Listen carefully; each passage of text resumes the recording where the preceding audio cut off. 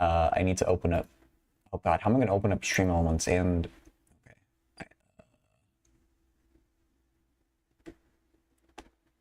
Where the heck is Stream Elements? There's Stream Elements. Log in. Oh no, it's gonna make me log into Stream Elements too, or am I good? Okay. We're good for Stream Elements in the browser. Now where's the activity feed on this stupid website? There it is. Okay.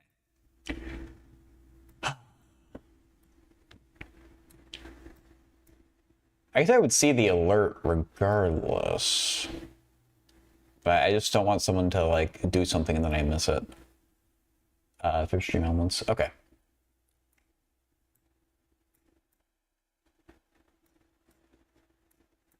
Where am I going to keep this window? I guess I'm going to keep it there. It's a stupid spot, but why not?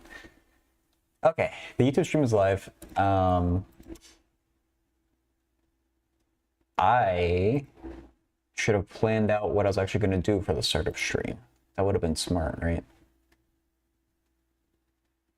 Zach, thanks very much. Welcome in, everyone. I'm just yelling at technology right now. I was lurking on your stream. I saw you were doing some more data analysis R stuff. Which I hope that went well. Hey Fembox, happy Thursday to you too. Sorry, I'm having issues right now because right as I started up the stream, my activity feed like logged me out of Twitch, and I'm not able to log back in while I'm on stream like this. So I'm like, I'm trying to figure out what I'm gonna do in the or how I'm gonna like deal with it. I don't think I have any math questions in queue right now. So, dude, why am I so disorganized? I should have gotten set up to do like some coding practice. We could do some reading instead though. Oh, well, let's actually make the window the right size though, right? I was on time today. I got all set up. I even got rid of the most of the glare on the left part of the whiteboard there. And then when I actually go live, things melt down. So that's the kind of day it's been. Streaming after your own heart, yeah. Time for tomorrow? Not for tomorrow. Or wait, today's Thursday, right? I'm not that crazy. Okay, yeah, today's Thursday. So I was thinking about making a plan for Saturday. First few problems from chapter 1. Yeah, I looked at I've been thinking about problem 2 just in the back of my head, and like I can imagine how you would draw the field lines, but I'm still wondering how the heck you place that charge. But I'm intentionally not going into it too deeply until the actual group. So what I'm thinking, so on Saturday, which I think that's what I said at first. I hope that's what I said. Okay. So at my normal stream time on Saturday is when I was hoping to do this. Of course, if it doesn't work for people, I'm happy to like move that. But Saturday, basically at the same time, like 5 minutes ago, I'm planning to put a little announcement in the Discord for like how I'm thinking it'll work. But basically, people want to be in voice chat can join in the waiting room when the stream starts, and I'll drag people in and kind of use Discord whiteboard or Excalibur or whatever people prefer. But if people just want to hang out and chat, then I'll just use Paint or my whiteboard or something. Or if there's both, then yeah.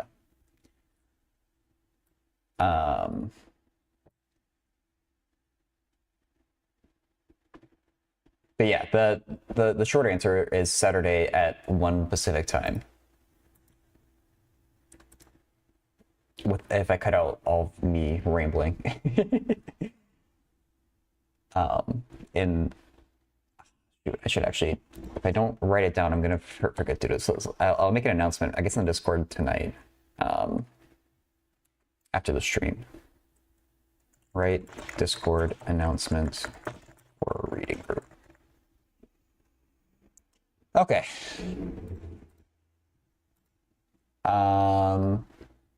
Another thing that I meant to do off stream was read through chapter 4 of the algebra, and I didn't do that either. So I did. Okay, you know what?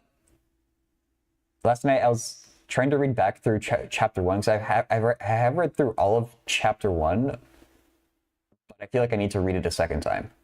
So I wasn't reading every last paragraph or every last word, but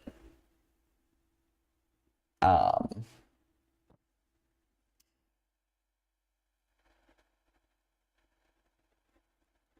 got so deep into the weeds looking through the Gauss's law stuff that I forgot all the Coulomb's law stuff. So I think I had just read through this example problem here with the charges in a cube, which was kind of fun. I'm a little bit annoyed because the first time I read the chapter and this time I tried it last night, I understood the concept of what to do, but I kept making small mistakes in my like mental math for the actual values here. Hey, Felix.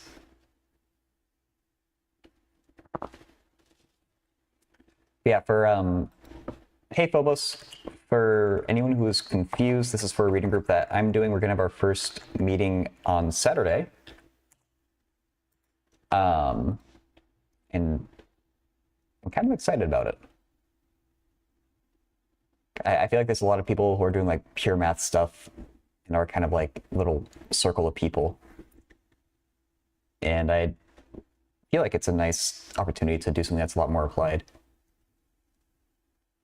Yeah, Phobos. Just chapter 1. I mean, saying just chapter 1 is like a stretch. I feel like this chapter 1 is so big, but I'm thinking like we can talk about like the content first, anything we didn't get, and then try some of the problems. Like probably just going down the list, to be honest, or we can choose out ones that we think are interesting. Yeah, I've thought about like the first 2 problems. Haven't actually like done them out on paper. You're joining late? That's no worries. And Felix, can we find a derivative? Yeah, sure. Oh no! Do you use the Griffiths book, Stookie? I thought we said the Purcell. Or I thought that's one that you preferred too, right?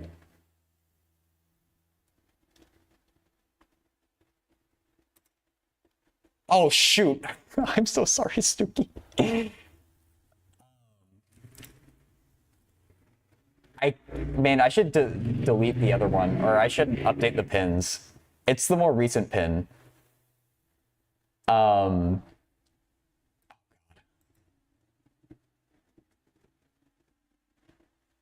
Okay. I'll look at this in a second if he looks at. I'm sorry. Let me just leave. I need to work on my communication. So that's my bad.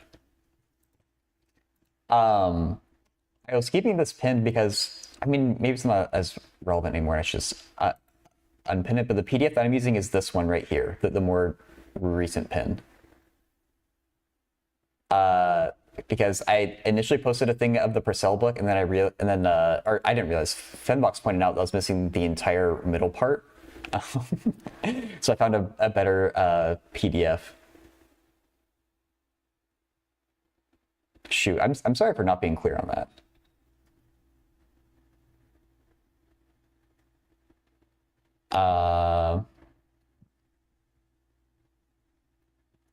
And so I'm in the Discord anyway, and you're writing some LaTeX. Let's get that rendered. Sometime today, otherwise it would have been a strange Saturday.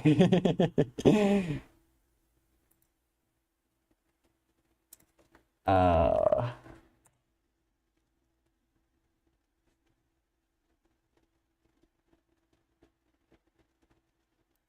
assume that's x sub n plus 1. Let's actually put that in. Or is that actually x times?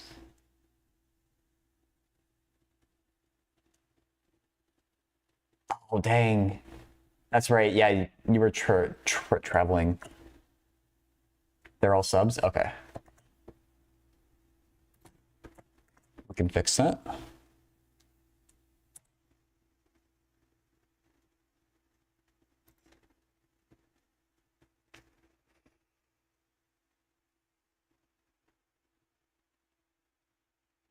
Oh, is that L sub n, not like the natural log?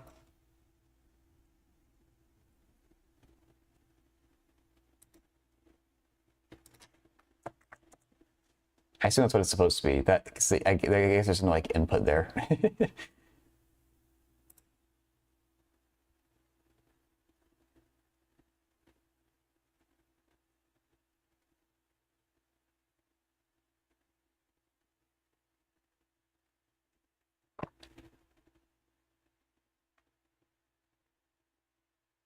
It's just because the music's super quiet. Maybe, oh, it's just me. Never mind. I didn't turn up on my end. It is a little on the quiet side, maybe, but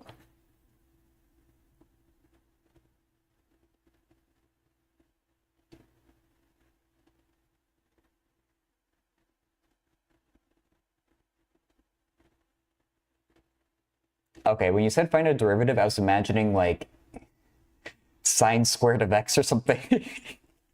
This is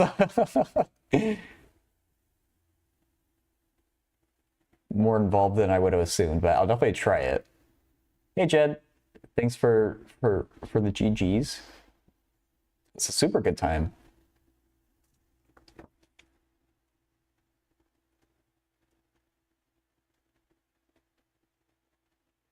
Oh wait, you know, I should update my note. Write Discord announcement for the reading group and update those stupid pins. Update those stupid pins. So that way it just says whatever the current information is and not what the information was at that time. Okay.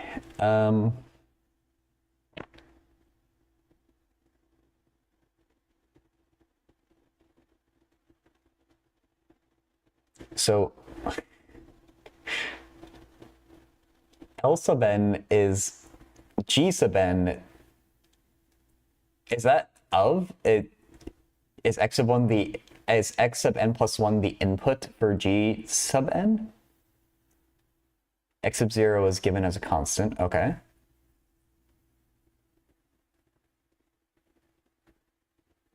I'm quickly losing my optimism for being able to do this problem, but like I said, I'll try. It's equal to x sub n plus 1 is equal to some function. Oh, Florian, no, I don't mind that at all. Please go do whatever you have to do with your day. If you want to watch for half a nanosecond, I'll take it. But yeah, welcome in. Since you're about to leave, I won't keep you here, but glad to have you, and thanks for the follow. All right, so I'm going to just say that x is some recursively defined sequence. And this is some weird, like, circular... L sub n is dependent on x sub n plus 1, which is dependent on w sub n, which is dependent on L sub n. What the heck is happening here?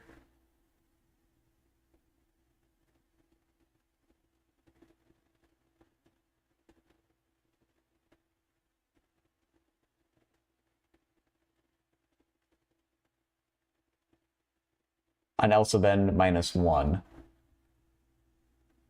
Okay, fair, because it is w sub n plus 1, but...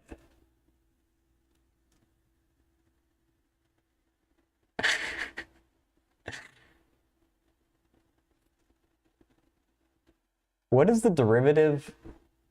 Well, A, what is the derivative of a sequence, and what is the derivative of a sequence with respect to a constant w sub 0? I don't know what that actually means. Like, and this could just be my own inexperience here. I'm not saying it doesn't necessarily make sense. I just don't know how to make sense of it.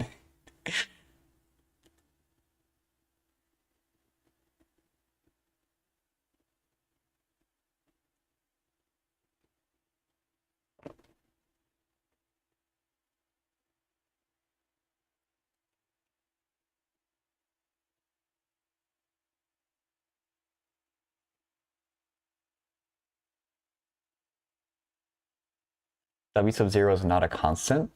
Oh, okay.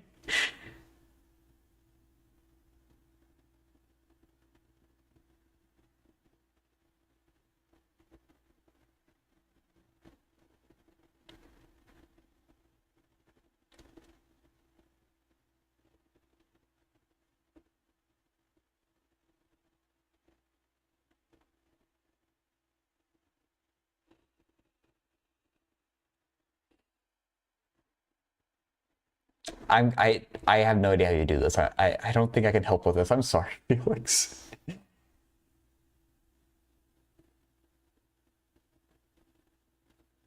It describes a learning process of a KI. I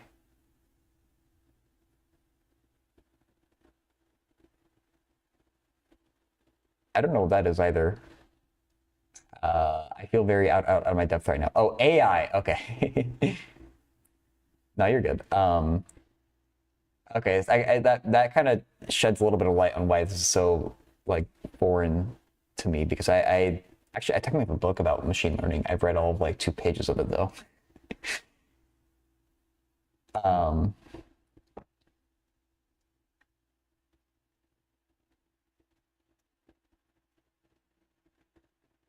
G is that evaluation function.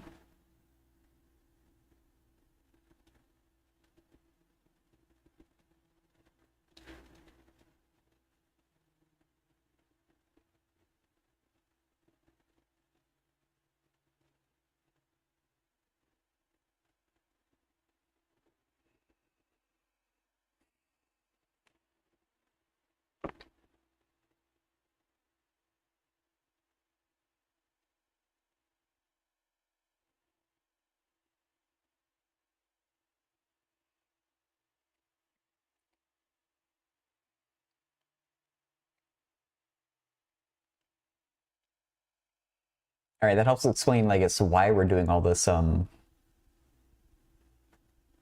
function of a function stuff.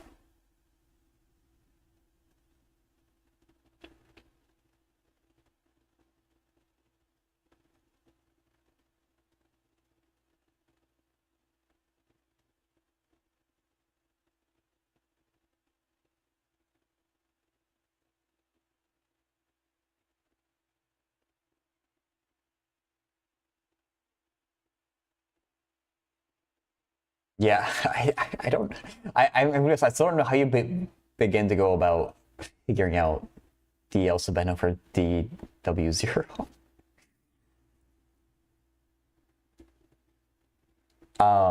Because I don't know. It would be like taking the derivative of G sub n of x sub n plus 1, which is like G sub n of f sub n of W sub n x sub n. Like I'm getting very caught up in all this like composite function stuff, and how it leads back to, I guess, L sub n minus 1, which I don't know what L sub n, like, I don't know.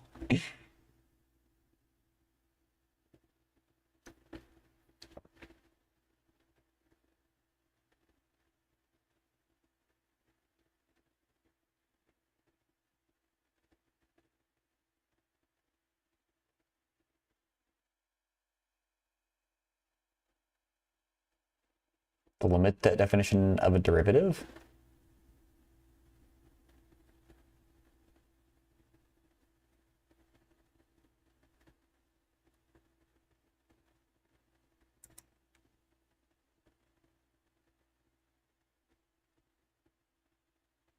Have you done something like this before, Hobos, or are you just like it's like spitballing? I either way is fine. I'm just like trying to figure out how that would help, I guess. You don't understand something, you just try to play with it. Oh, okay, fair. I don't see the pattern. Maybe you can help. I guess, okay, so we're saying dl sub 0 over dw sub 0 is easy. What is that? Because I definitely don't know how you get that much, even. I feel like this is some like I feel like it's not a continuous derivative. It's more like if this is a sequence, I'm imagining more like it's just the slope between 2 points in the sequence, which or oh wait, there's something called a discrete derivative, isn't there? It might be that. But my brain kind of breaks with having a derivative of a sequence.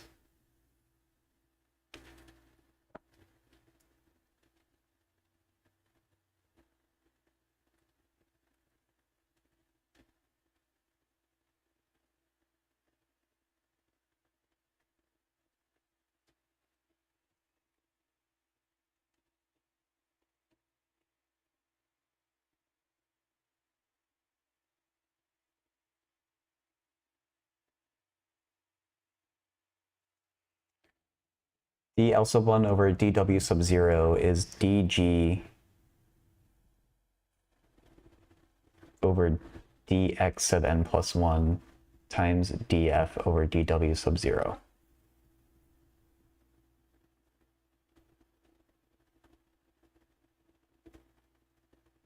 Oh, okay. dl sub 0. Okay, okay.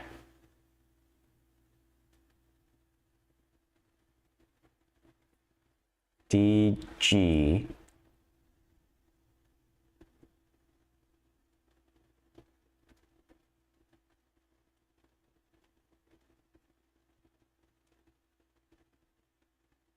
Oh, okay. And so that chain rule works because x sub n plus 1 is equal to f.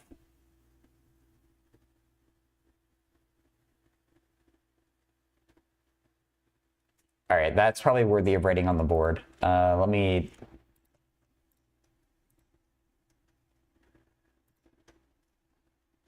do that.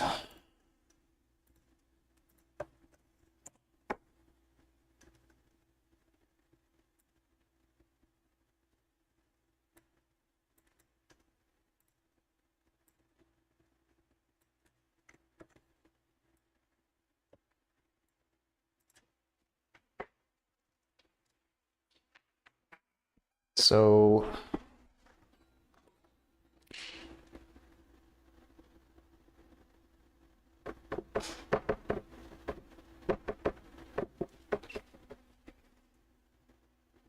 dg over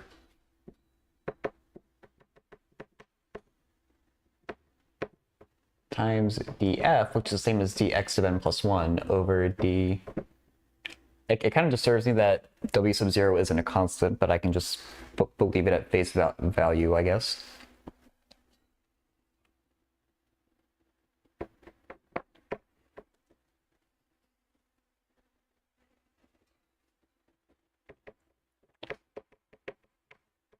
And then is dl sub 1 over dw sub 0?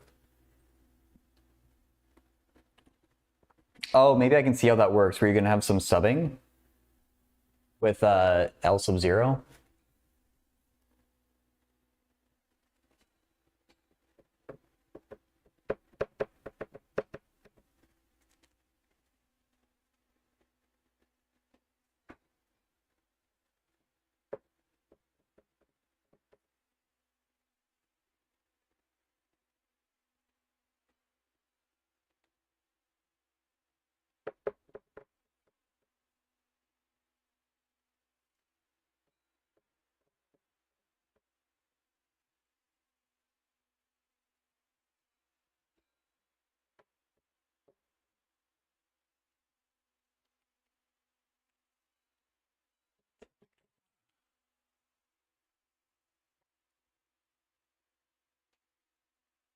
So if we wanted to find then dl sub 1 over dw sub 0, what would that look like? I assume that's going to be g sub 0 there. We would have dg sub 1. Well, I mean, is n just always equal to 0, so it should be x sub 1, f sub 0?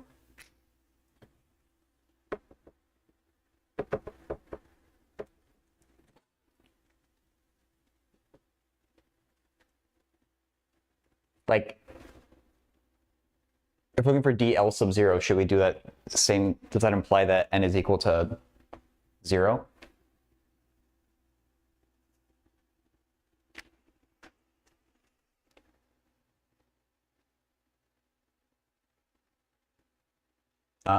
Okay. Yeah, and I think not, or you said DL sub 1 there, but I think it's DL sub 0 again. Is that the same typo?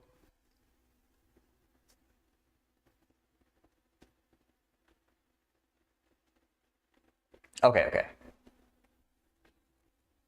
So, I mean, I can blindly kind of apply the same logic and I'm hoping that we get some kind of sub or something that we can do. Or I assume that's where it gets more complicated to actually write out. And we know that, what do we know? So I assume we want to somehow make, or like relate this to the terms in here. How would we do that? No, I don't know what's even helpful here though is my issue. I don't.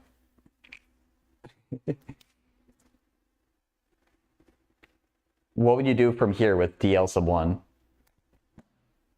Oops.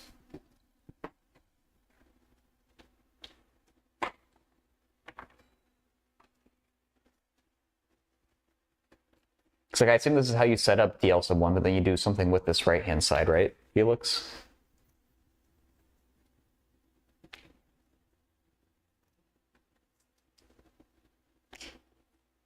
Maybe I should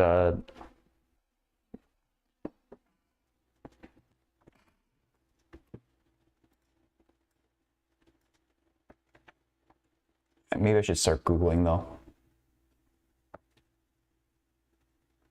Wait, now partials get involved?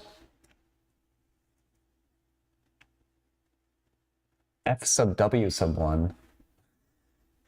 What?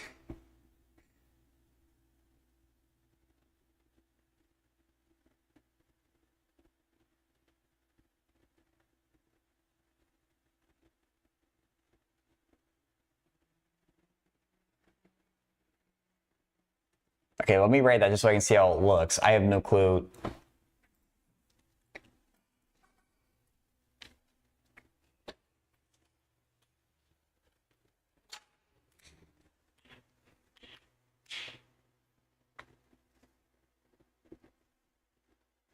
Partial F sub W sub 1. And then ordinary differential being equal to a partial is also, I mean, can that happen, I guess?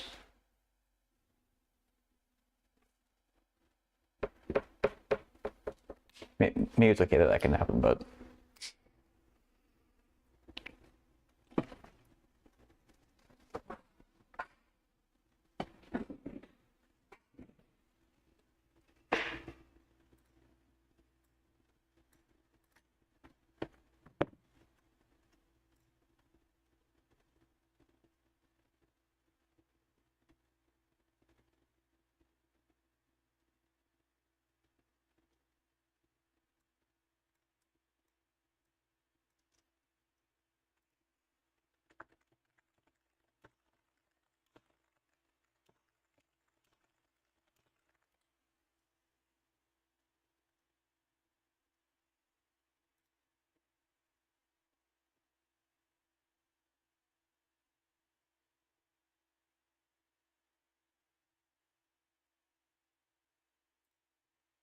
is it like I'm hoping I can find some kind of resource that would have an example here.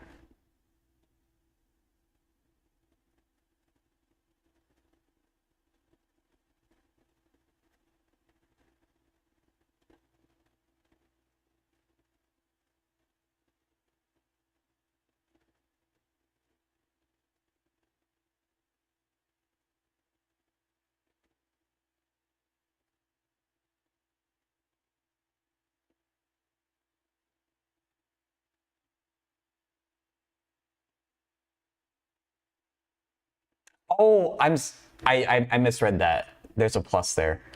I really don't. That's even weirder to me though.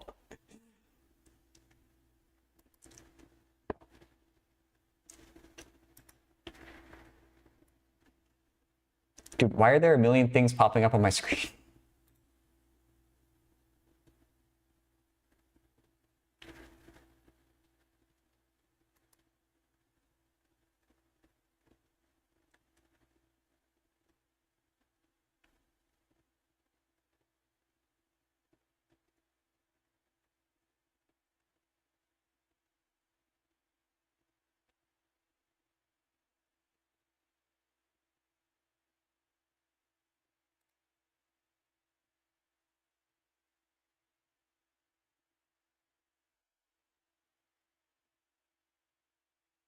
Hmm.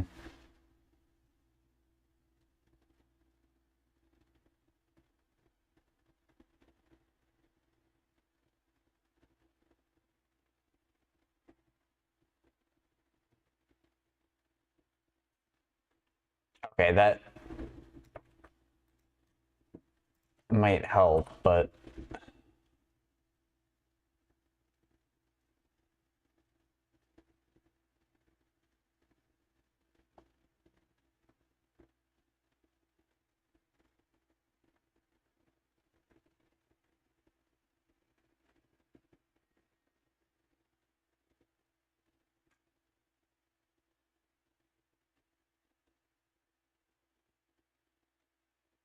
well, okay, yeah, I've seen this before, but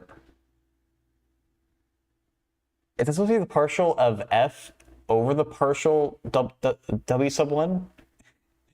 Because I think it's partly the notation that's confused me, partly I have no idea what this problem is. Like, so what I think what you typed in chat is that, but this makes no sense to me. What you may have meant instead was, oops, partial f over partial w sub 1. Or maybe I am wrong here, and please correct me, but that would at least make some more sense to me, but I really don't think I can do this problem, Felix.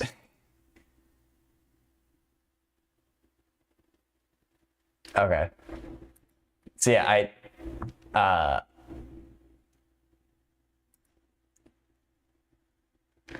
that's fair enough. I don't think I can help you with this problem. I'm sorry.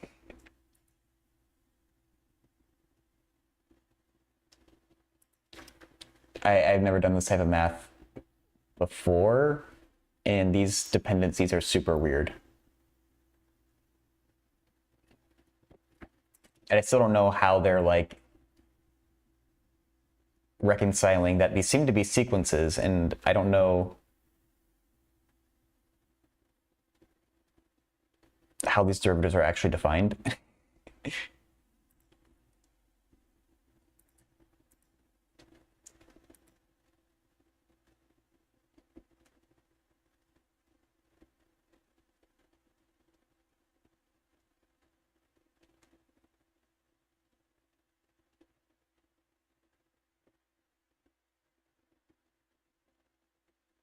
Hey, integration by parts, how's it going?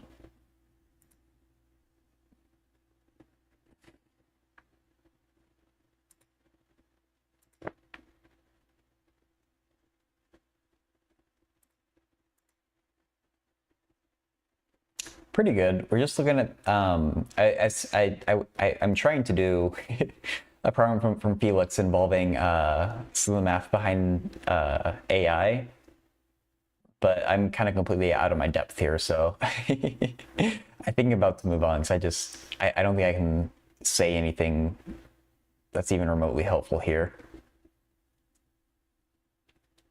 I just don't think I have the background, unfortunately, so I'm sorry about that, Felix.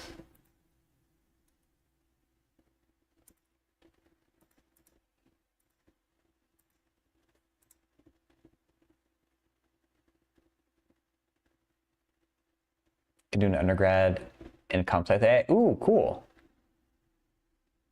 All right, so yeah, Felix, I can't even get that part right. I think I need to give up on this problem. I don't know how to do it.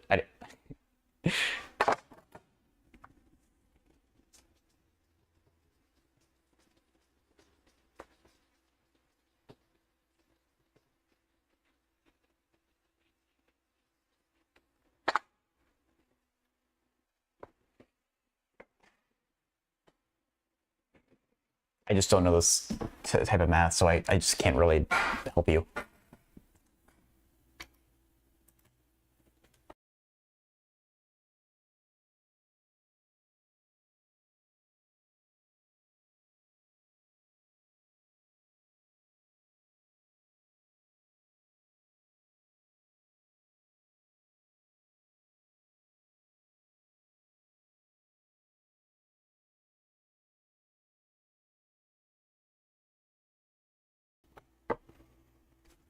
Um,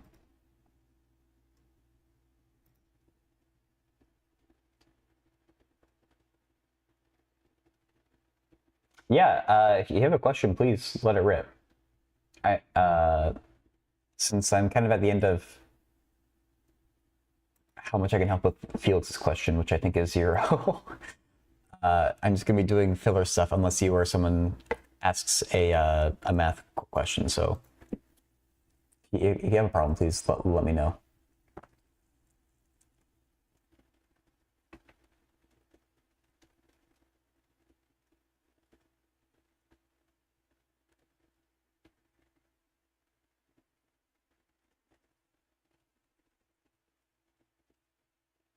You want to find out what happens? Yeah, that's fair, Felix. I can't even get through the part of how you actually calculate these derivatives, so I don't know how to, like, I can't even start the problem is the issue. Elliptical integrals. Ooh. How does that function even look?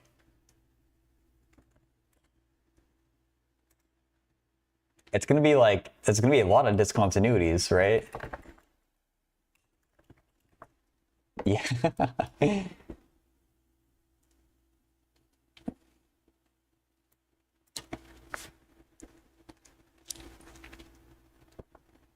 So I've heard the term elliptical integral before.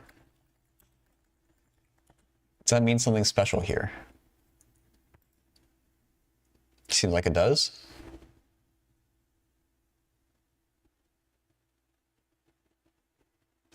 I'll relate to the arc length of an ellipse. And I remember that it's something that sounds really simple and it's actually not. I haven't studied this exact thing before, but I have more of a hope of figuring this out. So is that your actual question, calculating the integral from -infinity to infinity of root cosine x?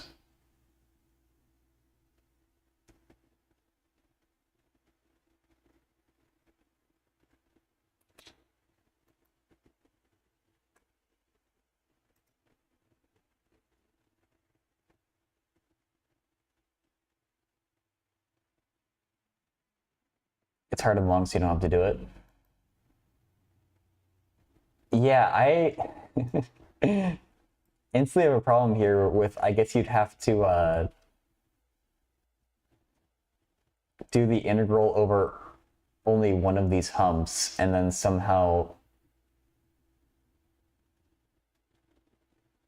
like multiplying it by infinity though doesn't exactly give you something that converges. And I assume it's going to converge.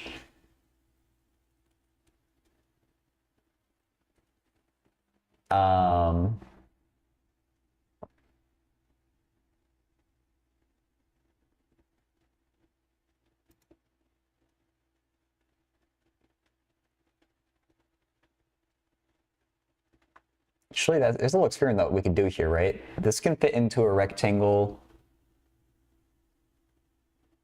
Height 1 and definitely width 4. I was wondering if we could bound the area in some way and quickly prove that it would converge. But actually, my proof doesn't really work here.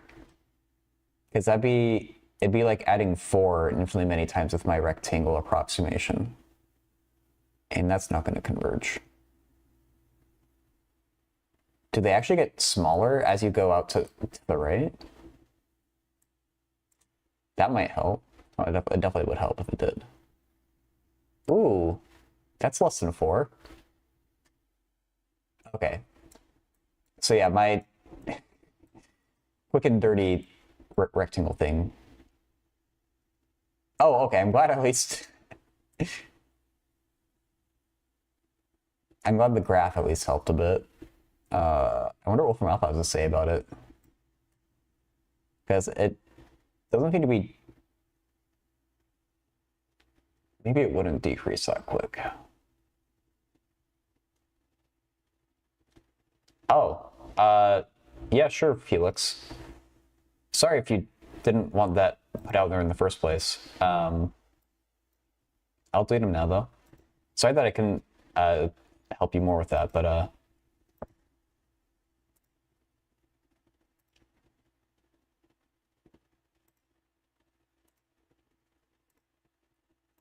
right, they're all deleted now.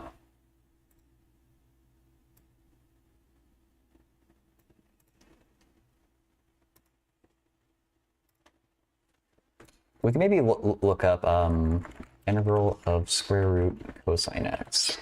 Like there's probably a problem that's been worked out before. Typical YouTube thumbnail. The integral dude making an astonished face. To be fair, I did just literally make thumbnails like that over the weekend, but it's always funny to see.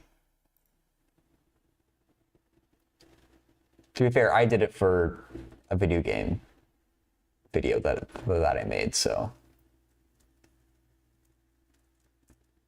Even clickbaity math. Minus pi, or between pi over 4 and pi over 2.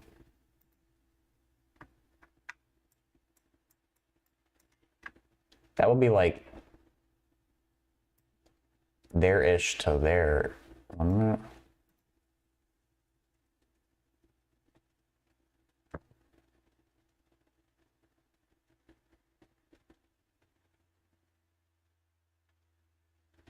Oh, okay, that's fair, Felix.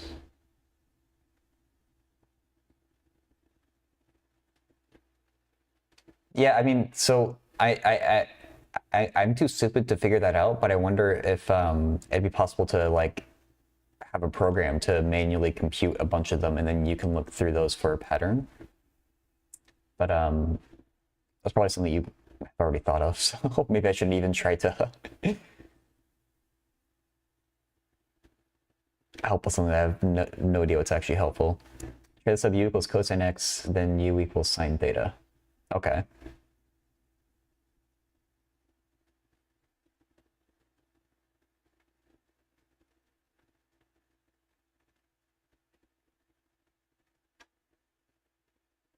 So this post is saying to do u equals sine x.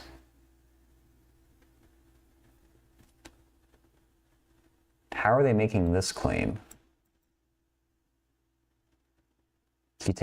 You say du is equal to cosine x dx.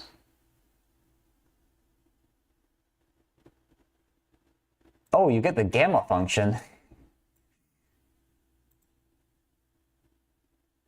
Jeez. Oh, you get e? Which is the elliptic integral? Yeah, I definitely don't. I wouldn't be able to do this by hand. You got the golden ratio?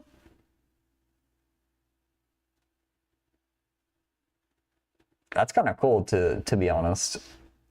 For the integral from negative infinity to infinity? It's that small? I wouldn't think so. But I have no clue what I'm talking about, so...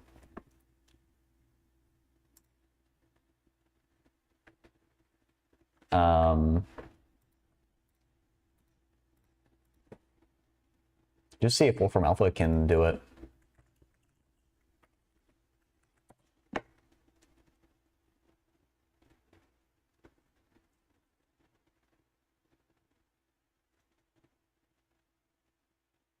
No. You know it's bad if Wolfram Alpha can't even do this. Oh, that's right, yeah, it's like... Yeah, I never had to do anything with elliptic integrals. I never had to do anything with gamma. I never had to do anything with E. I'm kind of surprised you'd be assigned a problem like this. Also, some kind of like special project where you're getting a lot of guidance.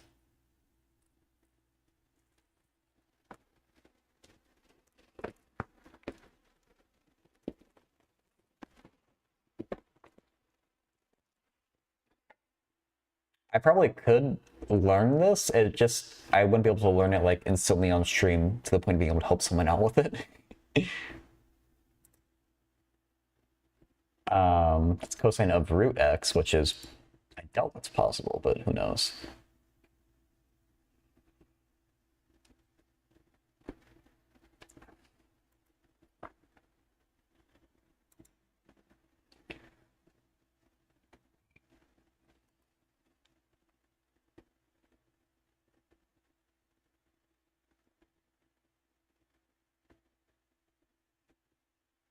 Yeah, well...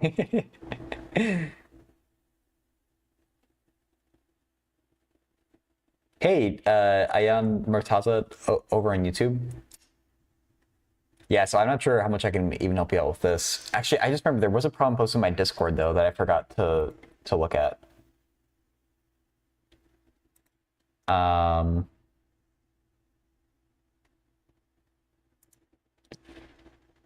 So yes, sorry, integration by parts, but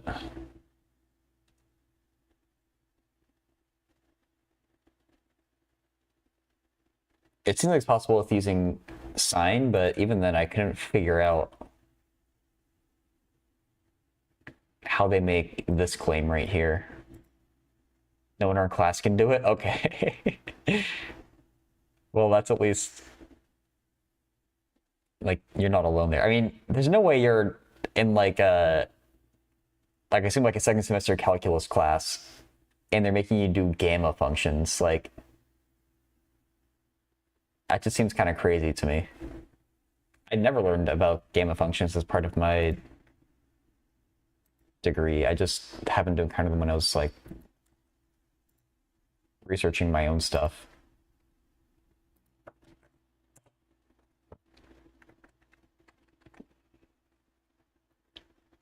The UK is mad weird. Can I move to the US? I mean, to be fair, the more I've heard about how much other students, other math students learned as part of their degrees, the more I feel like I got scammed. So maybe my experience isn't typical.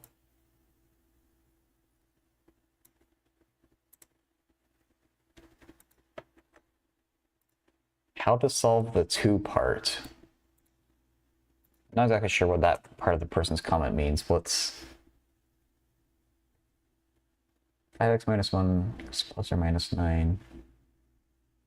5x squared plus bx plus c. Huh. Oh, I see what you would do. Okay, so first off, I guess we'll write this on the board. Just so I can keep track of what's actually happening here. 5x minus 1 equals plus or minus 9. Kind of a weird format to give a problem in, but we can do it.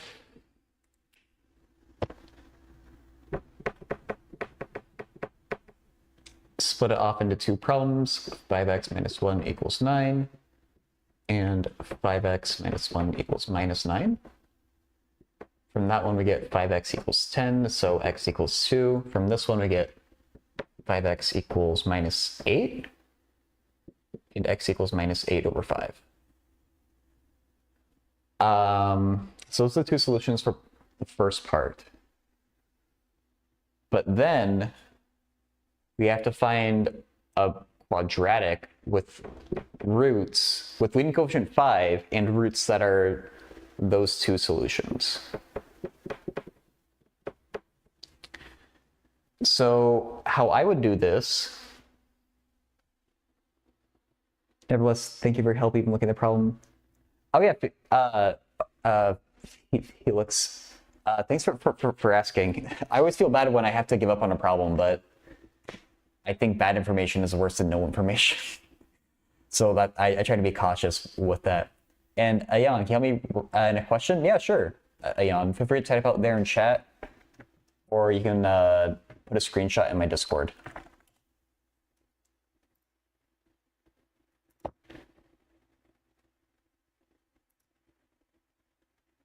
Oh. Are you watching the stream, Muhammad? Or is that you who posted the question in the Discord, Ayan? Sorry, it's hard to match like usernames to like Discord names. I can't tell if this question is hard or not. I didn't know what to do at first until I saw the trick, but I just...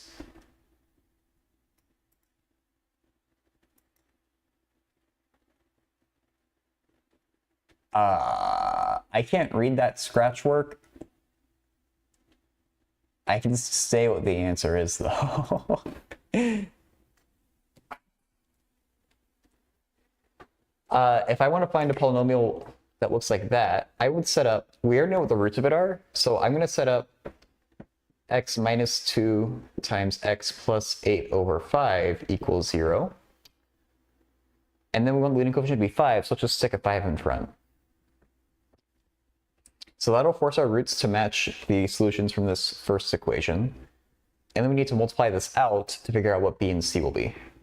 So let's keep the 5 out front and multiply these two. We get x squared plus 8 over 5x minus 2x minus 16 over 5 equals 0. Let's multiply the 5 in. Get x squared plus 8x minus 10x minus 16 equals 0. X squared plus 8, oops. We combine the 8 and the negative 10 to get negative 2.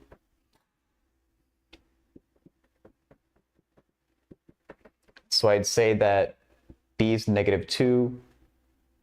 Wait, I dropped the 5. B is negative 2, C is negative 16.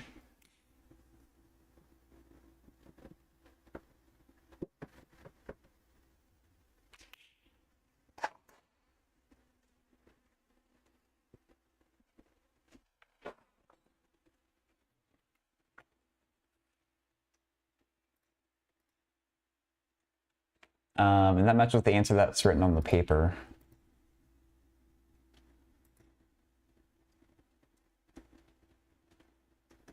Let me take a screenshot of my whiteboard here.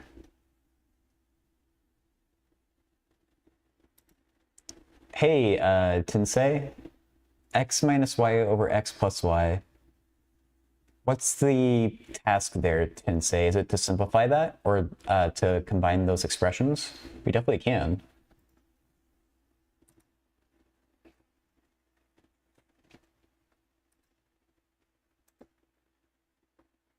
The problem on the board, I have no clue. It was just something that was posted in my Discord.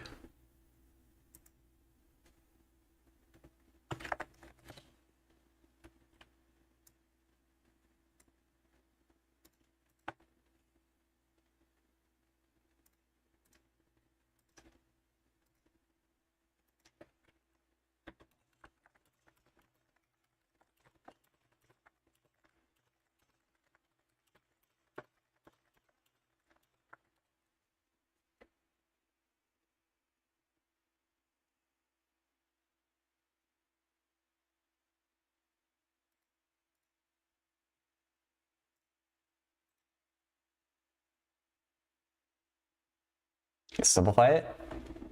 Okay. So yeah, I would get a common denominator there. Sorry, I'm just closing out some of my spare tabs here. I'll work it over on the left side of the board just to keep that work up on the right side for now. We have x minus y over x plus y.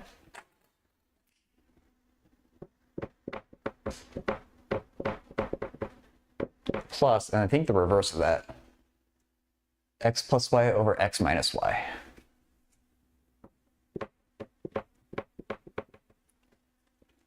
So yeah, if we just need to combine these into one fraction, I would start by getting a common denominator for each. So in this piece, we have an x minus y in the denominator. Over here, we have an x plus y, and then over here we have x minus y.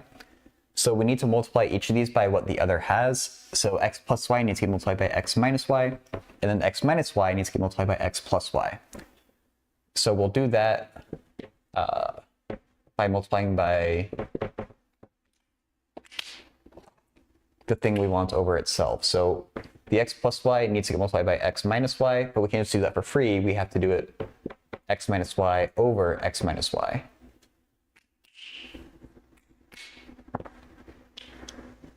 Plus x plus y over x minus y. This one needs x plus y to get the denominators to match, so let's do that.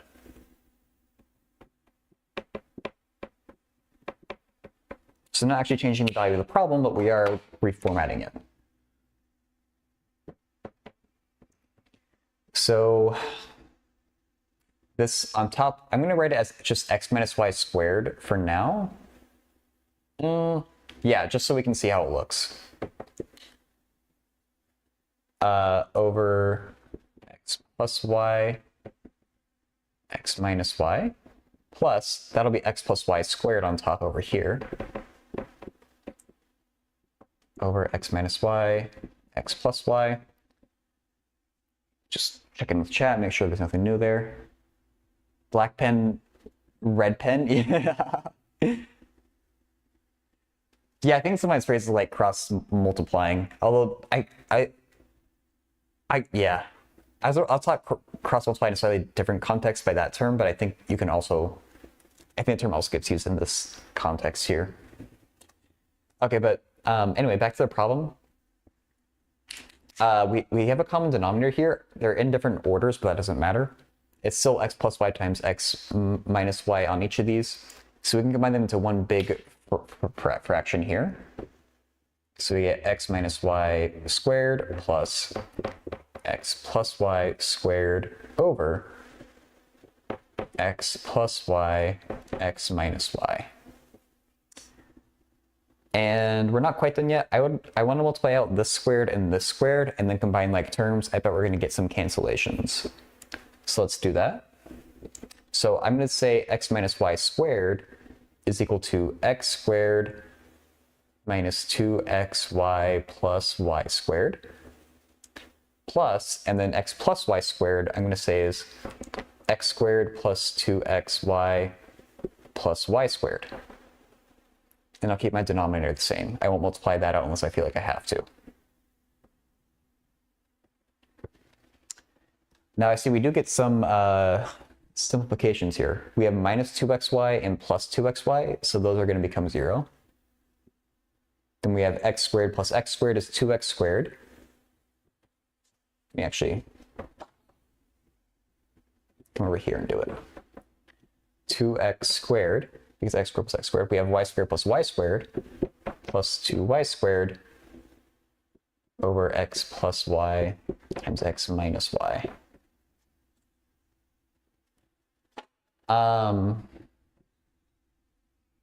And I think it's as simple as you can make it. You could reformat it. I wouldn't call it simpler though. So I think you could reasonably call this your answer. But depending on the class, or if it's a multiple choice answer, depending on how the answers are given, you may need to reformat it. I wouldn't call it really simpler though. Hey, Cyril. I might be able to do that question after this one. I'm nearly done with this one, so I'll take a harder look at it in a second. So yeah, but like I said, like we can reformat it, but I wouldn't call it, I don't think it gets any simpler than this. Like we could factor the 2 out from the top here if we wanted to. We could also multiply out the bottom if we wanted to. It'll be x squared minus xy plus xy minus y squared. We have minus xy plus xy, which becomes 0.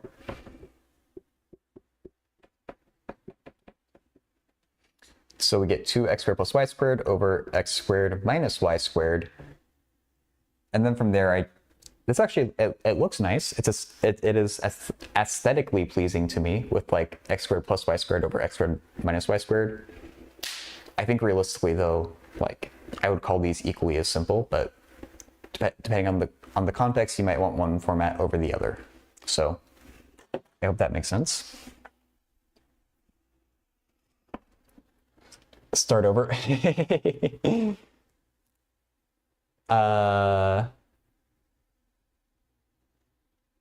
It's been good, Satsman. How about you? So Cyril, if you're still here, I'm taking a look at your question. I assume we're just going to have some factoring to do here.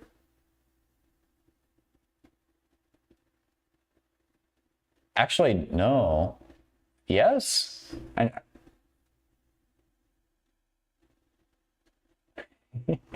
How is that going to work? Oh, those are squared. So that's not times 2. Okay.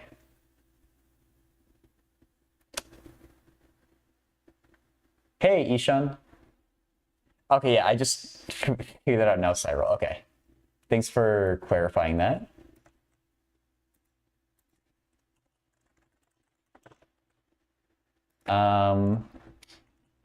So for the, I guess my instinct is just to multiply one of these sides out and try to get to the other side. You had your exam, you didn't know how it went? Oh, shoot. Well, I hope it went well.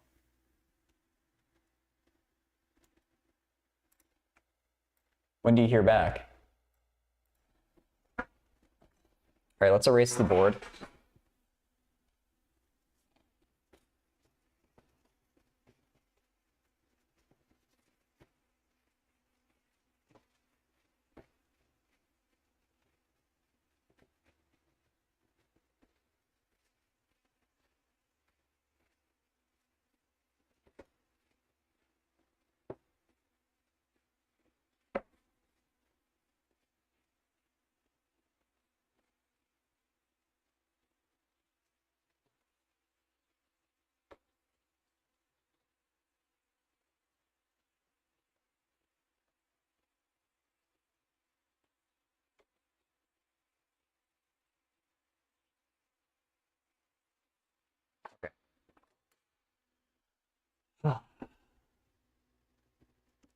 You saw a USA Math Olympiad question on the test. You recognize it after the exam. Oh no, after the exam. No. Oh, I mean, hopefully you still like did it right. But if it's one of those things where like you realize afterward where you went wrong, that's the worst feeling. Can you do probability? It depends on the probability, Brian. If it's like more of a basic probability problem, then yeah. My probability isn't the strongest, but if it's like a deck of cards or like something like that, I can usually do it.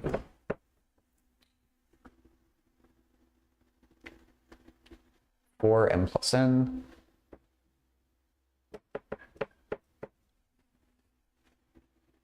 Did it right, hopefully? Oh, okay, good, good. N minus n plus 1.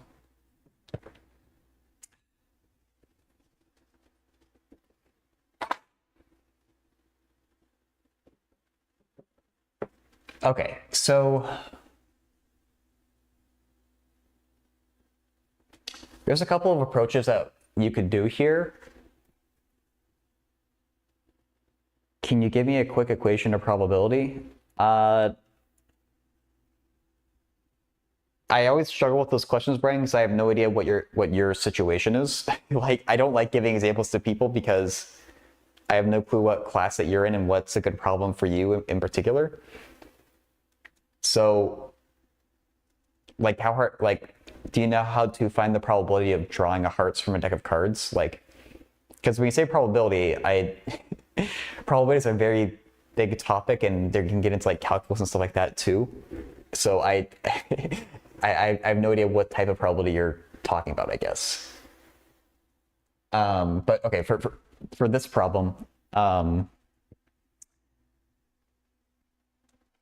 For when it asks you to prove an equation, you generally don't want to work on both sides of the equation. You want to start with one side and work only on that side, or work on the other side and only work on that side. Or sometimes you can work on both sides. Just don't like add one to each side or something like that, though. I'd like lock yourself into just one side at a time. And I think the most direct strategy I can see here is to multiply this side out, see what you get, and then multiply this side out, see what you get, and cross your fingers and hope that they match. So let's do that. In red, I'm going to multiply out the left-hand side here. So let's just rewrite.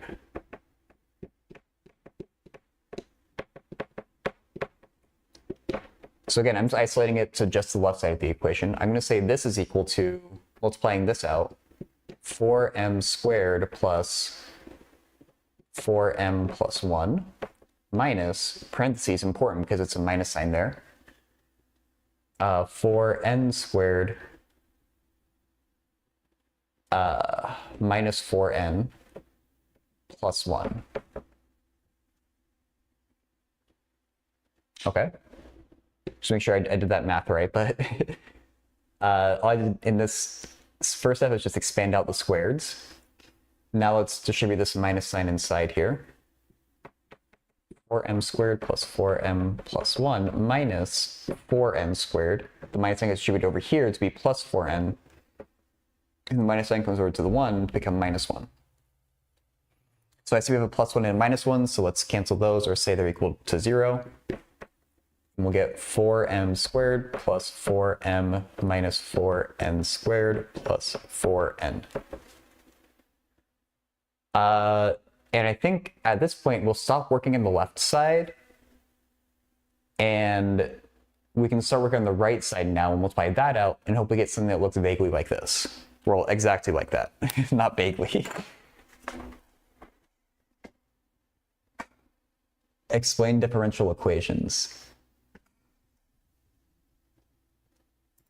Well, first off, welcome in, Noah. And we asked me to explain differential equations. That's something you could study for a lifetime. I don't have that knowledge of differential equations. And so I'm not laughing at you. I'm just trying to laugh at like, how do I compress the information that I do know into something that's like quick to say. But I think what would be more helpful is if I give you maybe a resource that you can look at.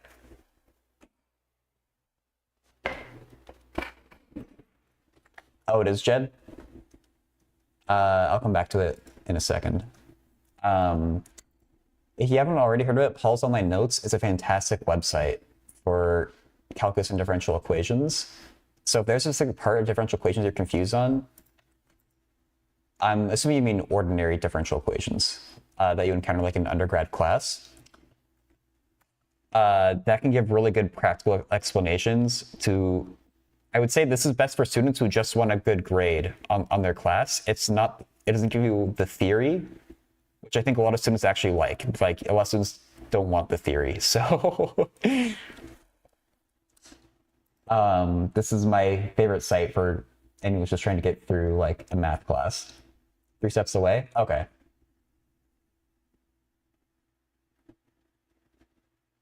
And it looks like Ishan, oh.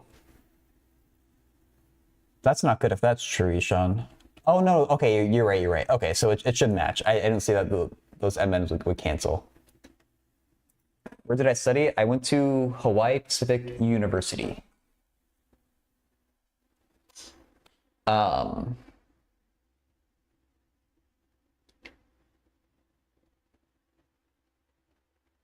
I mean, 3 steps away from the proof, I'd rather just multiply this out, to be honest. Like, I can see you can factor the 4 out, but then how do you... No, I don't see... It's not very direct for me how you get from this to this. I think I'd rather multiply this out. It's much...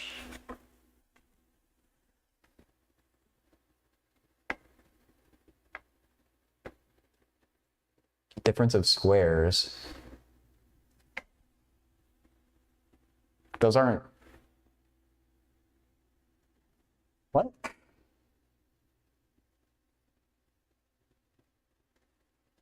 No worries, Noah. Thanks for asking. I mean, you can mess with both sides as long as you're comfortable with it. And hello to Federico.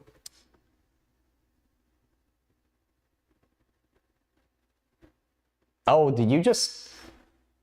Oh, you might have just found a super quick way of doing the problem, Federico. Oh god, Ishan looks like a competition problem. I don't know if I want to do that.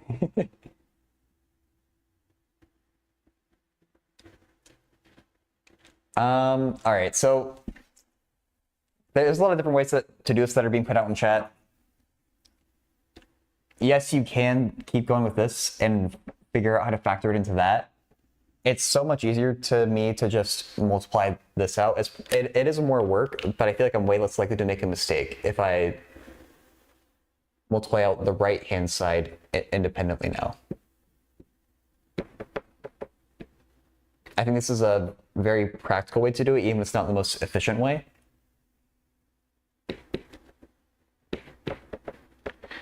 So I'm going to take the m multiplied by each thing inside here. So we get m times m is m squared.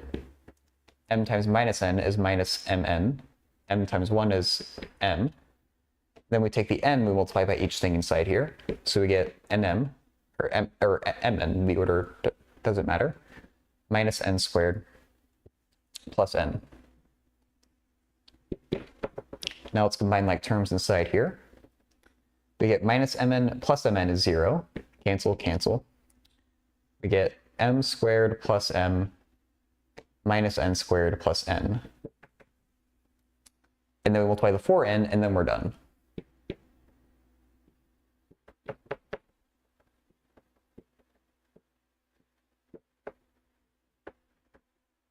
So if you wanted to, like, we got into the same step on each side independently. So I would call this basically the proof is done. If you wanted to like really write it out though, you can now use the work you just did here to actually write out what this means, which is we found out that this left-hand side is equal to this.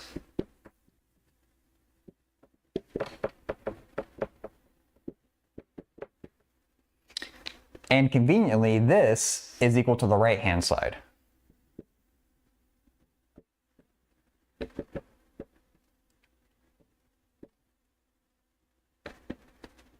So transitively, this is equal to that. But even doing this part down here in black, it's a little bit extra, but this is what the proof like actually is, or like this is making the conclusion of the proof a bit like more explicit. In reality, you probably could have stopped at the end of each line there, but yeah.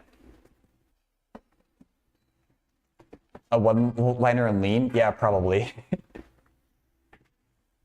And in Wolfram, yeah. I'm sorry, Ishan, I don't know how you do those problems though.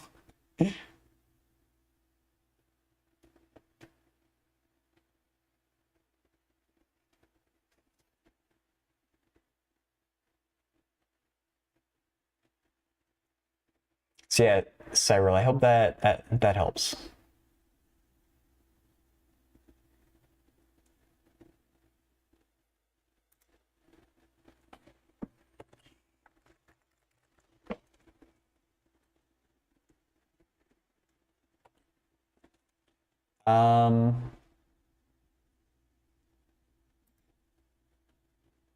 Since there isn't like a homework question that's waiting, I guess so, sure, Ishan. Because I don't know how you even start these. Like,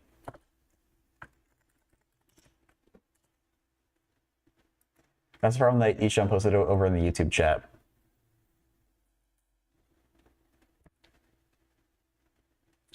But x equals y equals 1. Okay.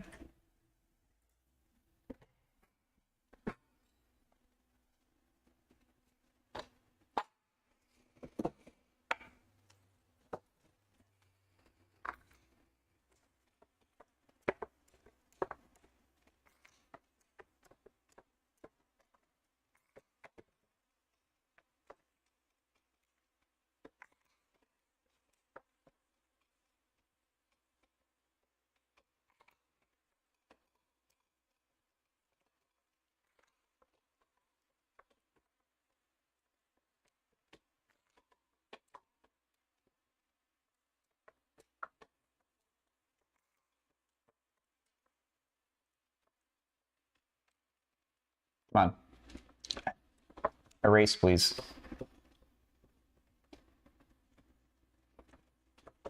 Okay.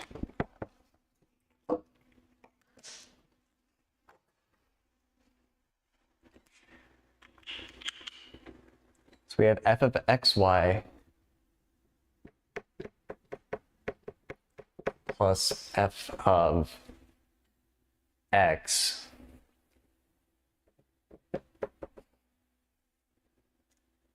equals x f of y plus 2.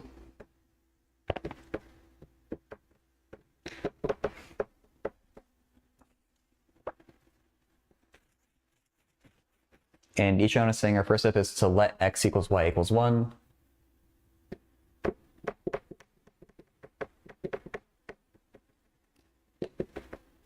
So we get f of 1 plus f of, or f of 1 plus f of 1 is equal to f of 1 plus 2. Okay.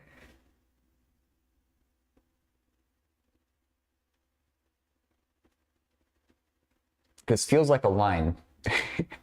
I have a hard time explaining that though, but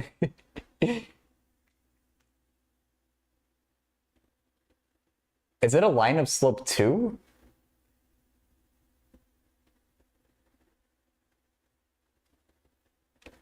Because I'm seeing that if you take 1 plus your, actually, well, I guess 1 plus the old output as your, I don't know. Now let x equals just 1 and keep y as a variable? Okay.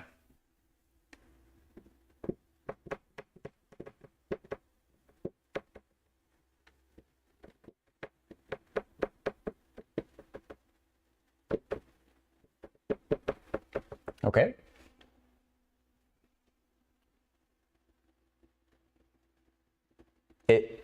It is a line?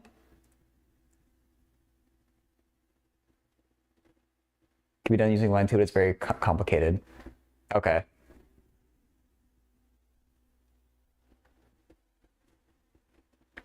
But I don't know how you actually like prove that. That was just like an instinct thing. I don't know how this helps. It probably does, I just don't see why.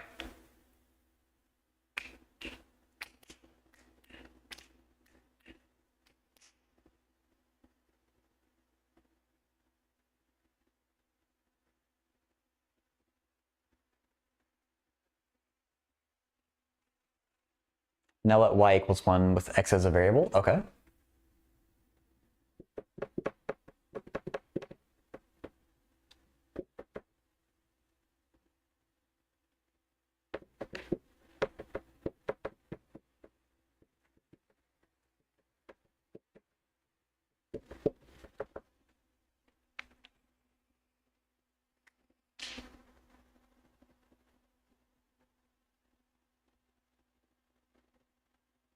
These are definitely functions. I can tell you that much. Then from equation 2, substitute y with x.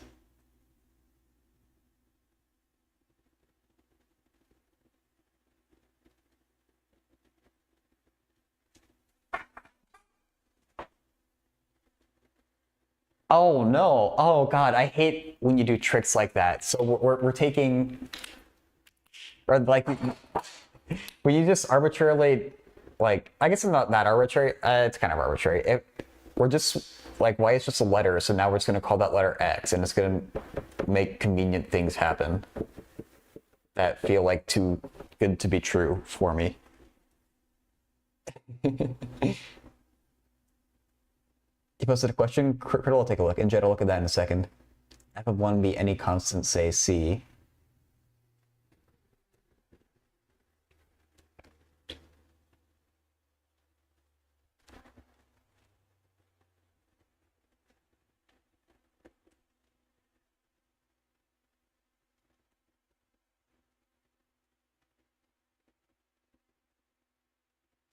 Okay.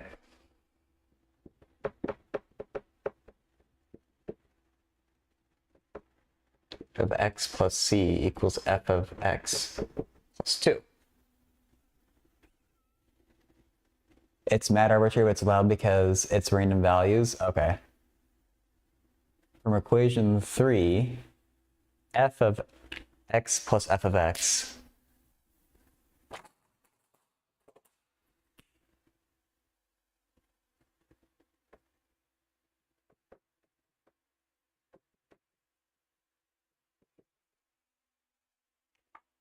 xc plus 2.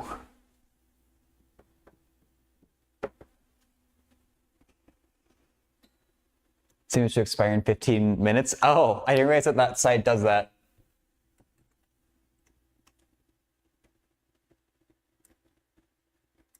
Let's take a look.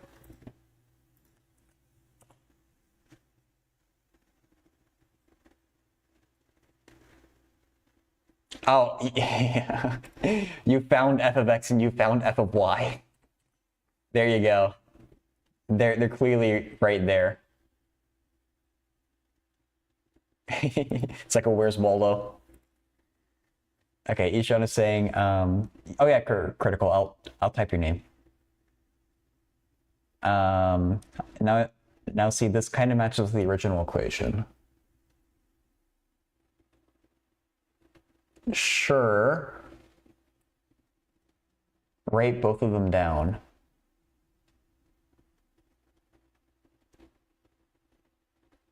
Wait, both of what down? Yeah, Ishan, if you want. Hey, underscore. I don't think YouTube allows links though, so I don't know. Like, you put it in my Discord, or you can tell me something to Google, I guess, if it's like posted somewhere. Or if you're able to put it in text and put it in the YouTube chat, that works too, but.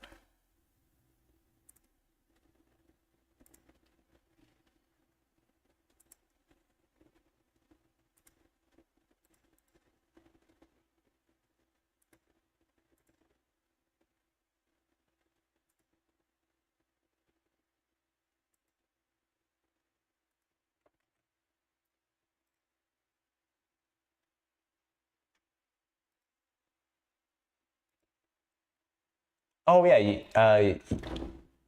already in the Discord, that's right. Okay, sounds good.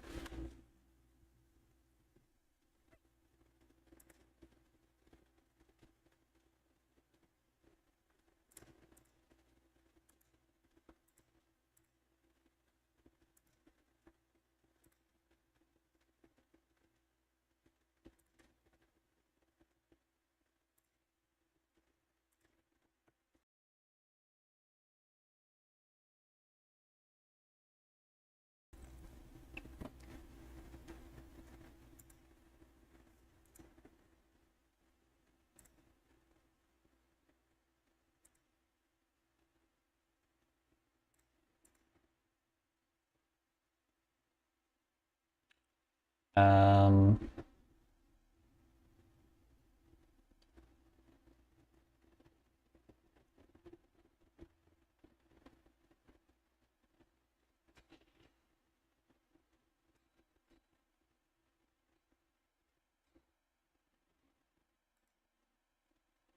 Tell me when you post it, Ishan. Because I'm going to start looking at the next problem here.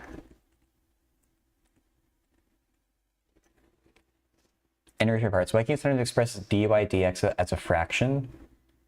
Oh yeah, underscore is just a question we're looking at for fun. You did? Oh, I don't. Oh, here it is.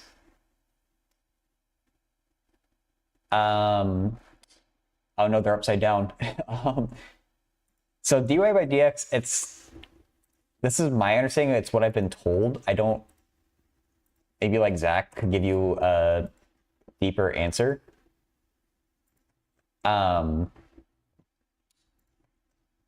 But my understanding is that dy by dx is not a fraction. It just happens to behave like one by some crazy coincidence in many different ways, but not every way. So for practical purposes, you can kind of treat it as a fraction. Theoretically, it's not good to do that because it's not actually a fraction. It just represents the idea of a fraction.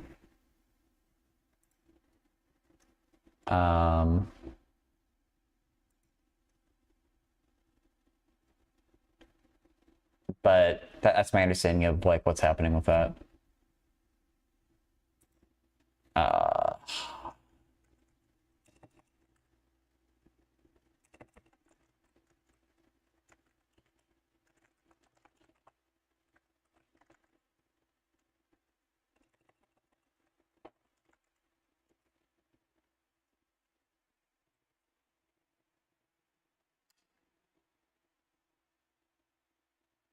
Yeah, there's many other notations for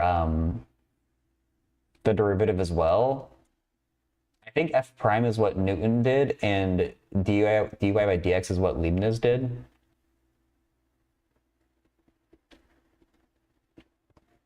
And neither of them particularly cared about the theory of calculus. I think they were more just applying it to physics, as is my understanding.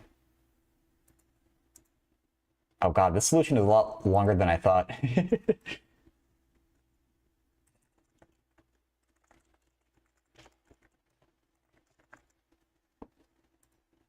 um,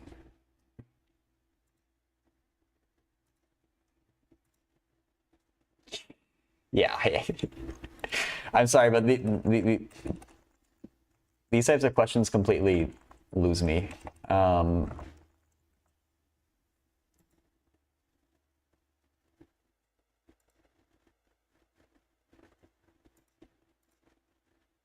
Yeah, I thought it'd be a much shorter question, which is why I agreed to do it. But I have critical waiting to ask a question, so I don't want to spend too much time on this. I'm sorry, Ishan.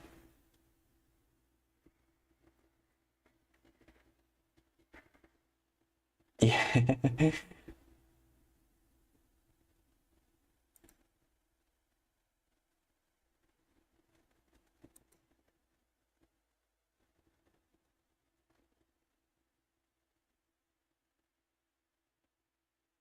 See, I'm sorry. Competition math has never been my like main interest.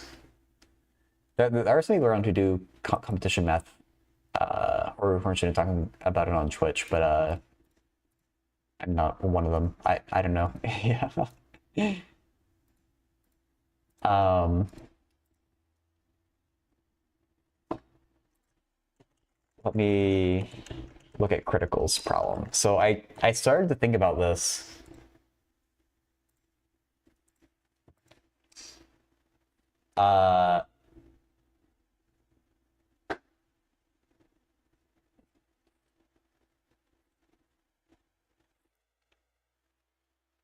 I would like to avoid partial fractions at all costs.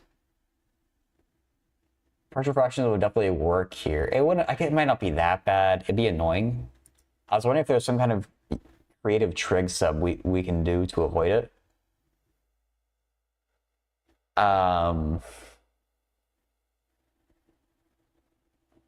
I think those create more problems than they solve, though.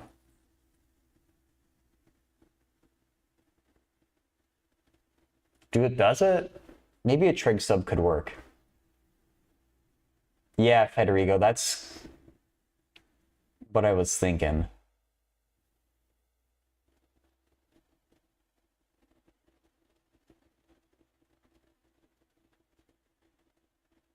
Because that gives us the Pythagorean identity, right?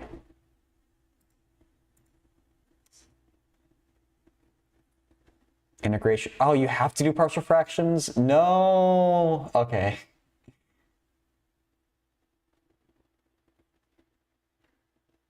Okay. I think doing Federico sub would work here, but if we have to do partial fractions, then I guess it's what we have to do. um.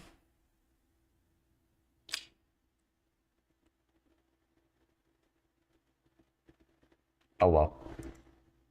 This problem made you sick. I don't blame you. Okay.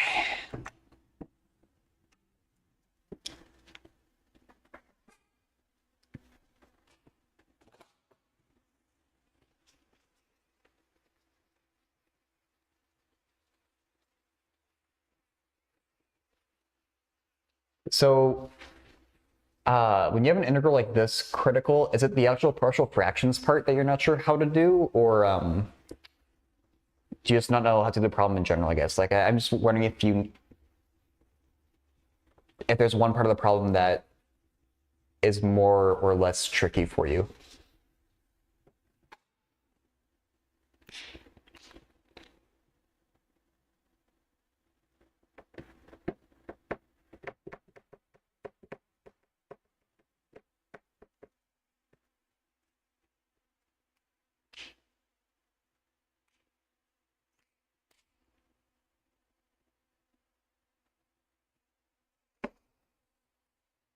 Yeah, that's part of the partial fraction setup there.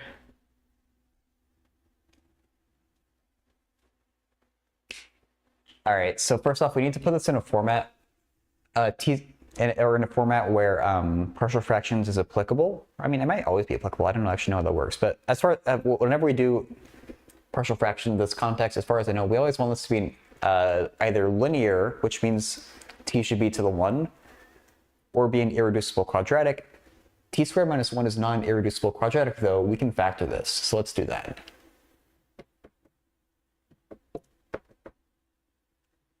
It's a difference of 2 squares, so we can say it's t plus 1 times t minus 1 squared, like in parentheses out here.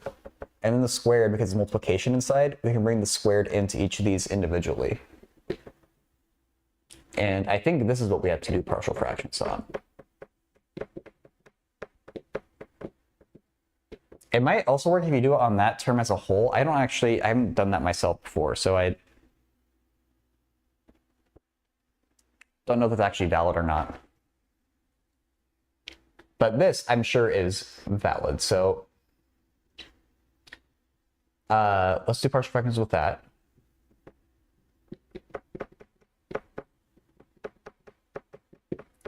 All right, so we have 2 linear terms squared. So when you have something squared, you have to account for every power, or when you have a power that's greater than 1 in general, you have to account for every power before that.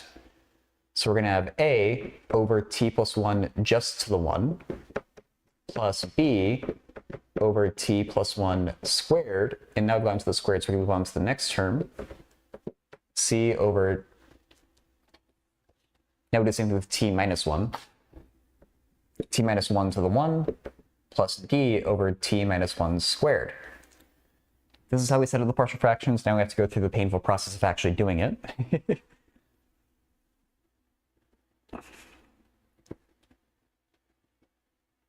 Wait, do you need the extra?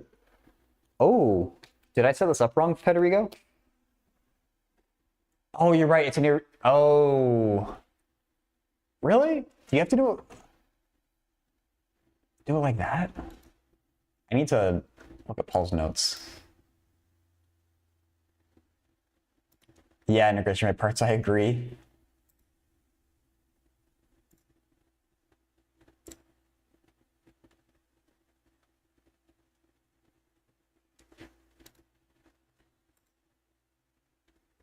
Yeah. Okay. I'm pretty sure this is fine. Paul agrees. Fembox agrees. I think we should be okay. Because we're in this row right here. It's not bad, or it's not invalid to do that type of numerator too, but you're doing a bunch of extra work and you should get 0 for whatever is in front of the variable. So I think we're okay how we set it up. And I'm going to check out against Wolfram Alpha at the end of this anyway, so. All right, let's multiply each side of the equation by basically this denominator. So let me actually write that.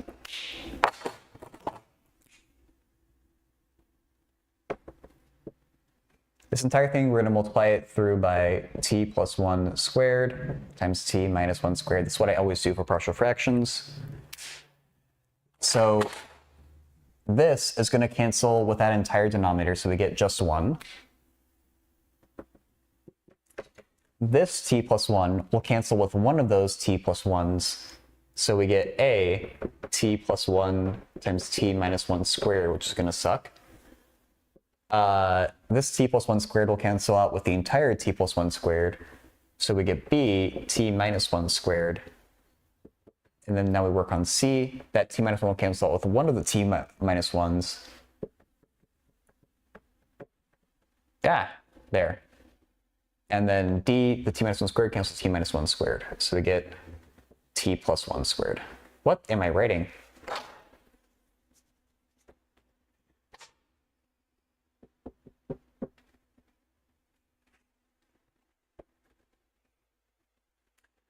Okay, we got a lot of things to factor. We can save ourselves a little bit of mental math here, and we have t minus 1 squared and t minus 1 squared, so we can just do that t minus 1 squared once and then reuse the work over there. So I'm going to keep the t plus 1 here where it is. To do t minus 1 squared, I'm going to say is t squared minus 2t plus 1 plus b. And oh, look, we have t minus 1 squared again, so let's just not think too hard and reuse that work we just did. Of course, don't make a mistake or else you'll be in even worse shape, but we do the same thing here with t plus 1 squared. T squared plus 2t plus 1. T minus 1 plus d. T squared plus 2t plus 1. Okay. Now we have to multiply the t plus 1 inside here, which is the part that's kind of annoying. I'm going to multiply the a inside at the same time. Just save a bit of writing. So we're going to get t cubed, so at cubed.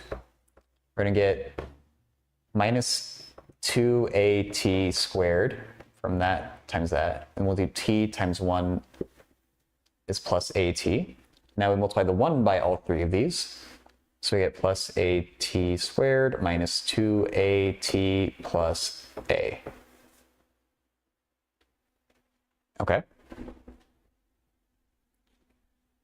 Now let's multiply the b inside all of that. We need two lines. Ooh, can we save ourselves? No, we can't save work. Ah, okay. Let me come down to the next line. So I'm going to multiply these two and multiply the c at the same time. So we get t times t squared is t cubed, ct cubed. T times 2t is plus 2ct squared. T times 1, we get plus ct. Now do the negative 1, so minus ct squared minus 2ct minus c. Then multiply the d by all those. Geez. Now we do have, with the a's and the c's, we have some like terms that we need to combine here, and then we can equate coefficients. So with the a's, we have minus 2at cubed, or squared, plus at squared. So we get just minus at squared. Then plus at minus 2at is minus at. And then, oh, plus at again? No, that's just an a. Dude, pluses and t's do not mix. I forgot to put the b's in there.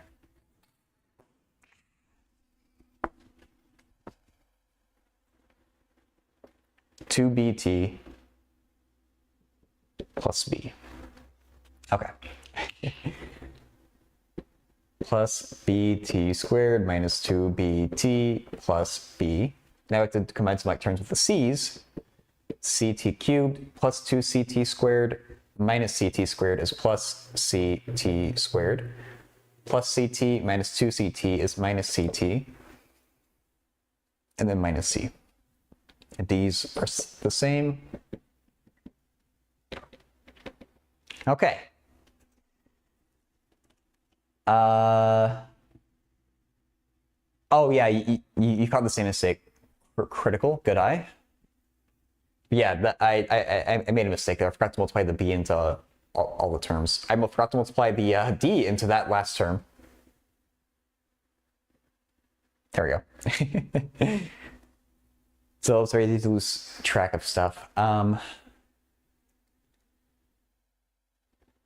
right, so you can do even more writing if you wanted, and now combine the at cubed and the ct cubed, and then all the t squared terms, and then all the t terms. I'm just going to cut straight to the chase of equating coefficients, though. So this is just one. We can think of it as 0t plus 1, a 0t squared, and a 0t cubed. So let's look at all the t cubes that we have on each side. So on that side, we have a 0, t cubed. On the right side, we have an a, and we have a c, both positive. So 0 equals a plus c. Now let's look at our t squareds. We have a 0 there. We have a minus a there. We have a plus b there. We have a plus c there. And we have a plus d there. Okay, now for just the t's, we have a 0 on the left. We have a minus a, minus 2b. I'll try to make an arithmetic mistake somewhere in here. Minus c. Plus 2d. Now we have a constant 1. We have an a. We have a b. We have a minus c. We have a plus d.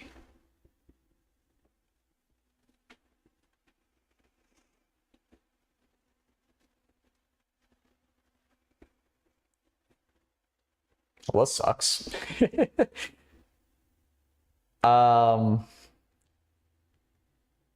It's 4 equations and 4 unknowns.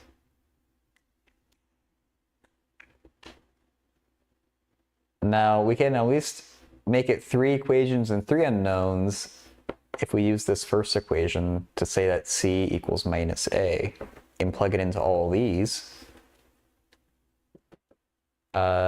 So it's a minus a and the c is also a minus a, so I'm going to say it's minus 2a plus b plus d.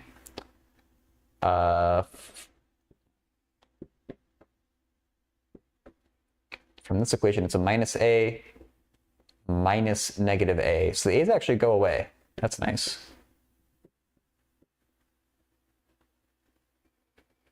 Then here we have a minus negative a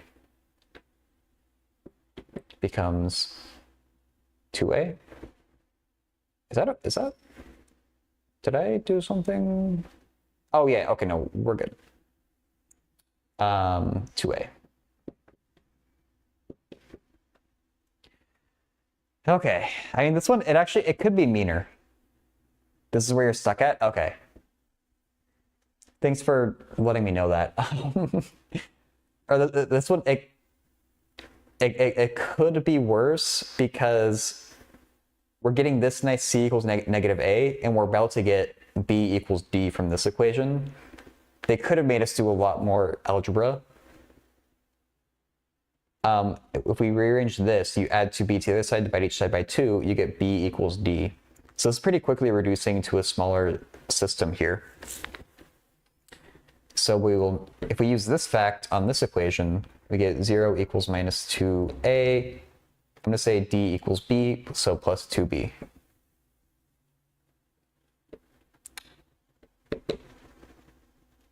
Then we get 2a plus 2b. Now we have 2 equations, 2 unknowns. That's much more familiar to solve. And I see we have a minus 2a and a plus 2a, so let's just add these 2 equations. So 0 plus 1 is 1, minus 2a plus 2a is 0, 2b plus 2b is 4b. So I'm going to say that b equals 1/4. And that means b equals d, so d equals 1/4.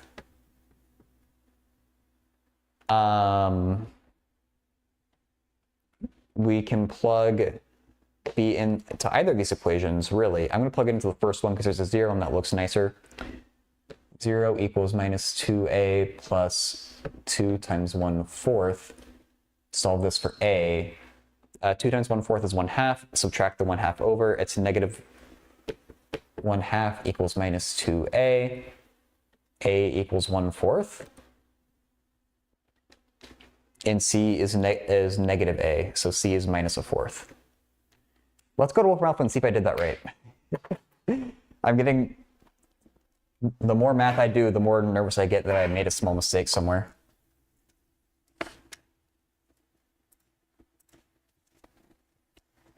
Are you saying that there's something that I could have done better integration by parts? Or are you saying that just in general it shouldn't have to be this hard? In the real world, you just use a computer to do this for you. This shouldn't exist? Yeah.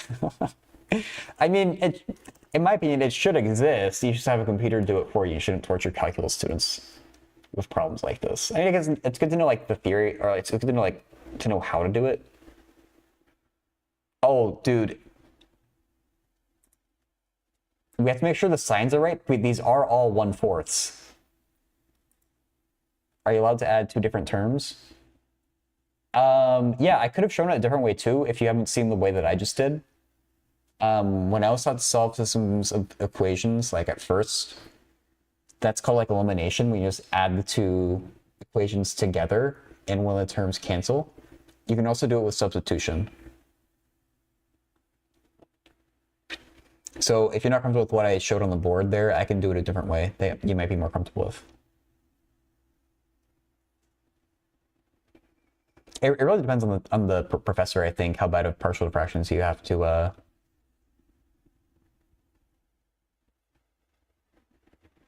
how much work they make you do. All right, I did actually do it exactly right somehow, I think. Yeah, I did it right. Okay. But yeah, well, let's get it a way that Critical is more comfortable with. No, I don't have Wolfram Alpha Pro. You can kind of work around not having it a lot of the times, but it just doesn't really make sense to me to actually buy it. Unless the stream got like super big, then I guess I would, but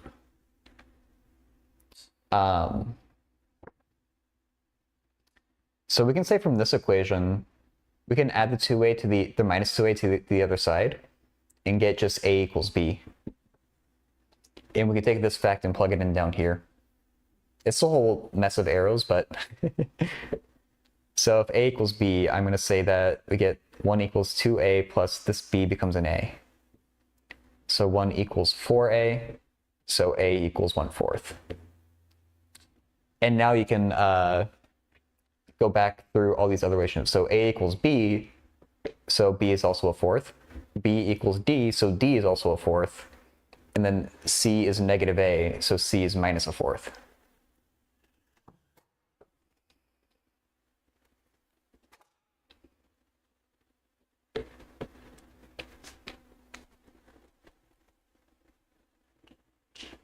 I don't know why there's no demand for math. Twitch streamer, I know. Wait, only have me and Ian Stookie? Let's at least fix that part. There are more than just the 2 of us. Those people who I can recommend very highly in that list. There is also Phobos Dream. For physics and math, there's physics and depression. And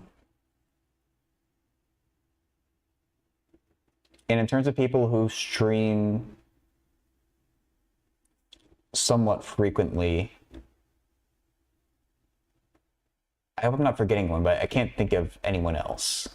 But there are other people who stream occasionally, just not that often.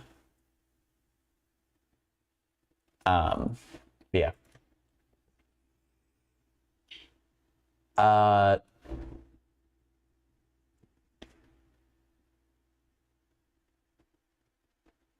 Yeah, no, I really believe that this whole, like, the idea of math help Twitch stream is a really good idea, and but I think that's, this community doesn't really, it only hardly exists on Twitch as it is currently, so it needs to be like built and people need to be told that this resource exists.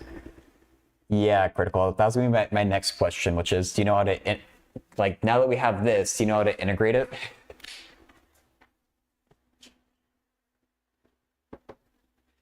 So A is 1/4, and A went with t plus 1. So I'm going to write it as 1/4 t plus 1.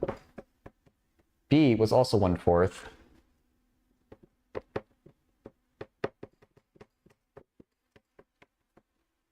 C was -1/4. So I messed up.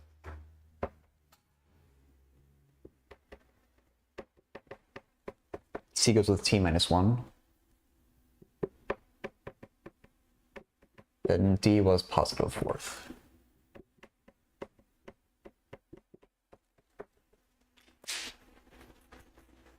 Oh gosh. All right. Well, if there were other people waiting for it to see a question critical, I would not do this. But since there isn't anyone else, I'll go through with it.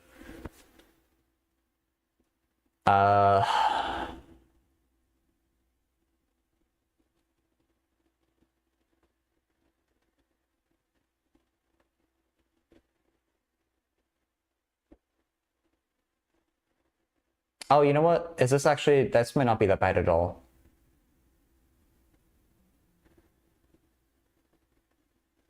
Oh,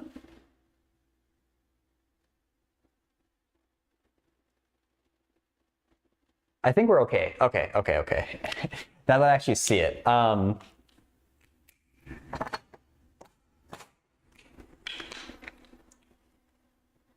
I thought we'd get some like weird arctangent or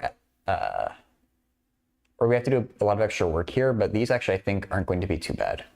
So these two terms both have t plus 1, and I think we can use the same sub, which is u equals t plus 1, which means du equals dt. And then on these two terms, I think we can do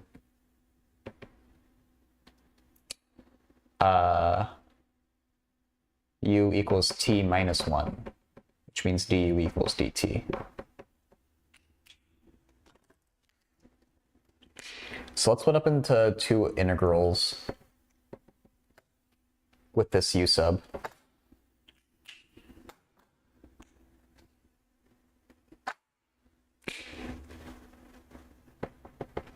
So we get, from this term, we get 1/4u plus 1/4u squared du plus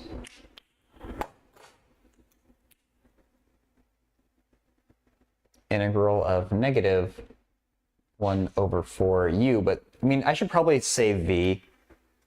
I feel like it's gonna be confusing with using u twice. It's bad form. It'll get us the right answer, but we should technically use different letters. So I'm gonna say v for the blue integral. 1/4v squared dv. Okay. And then those are not bad to integrate.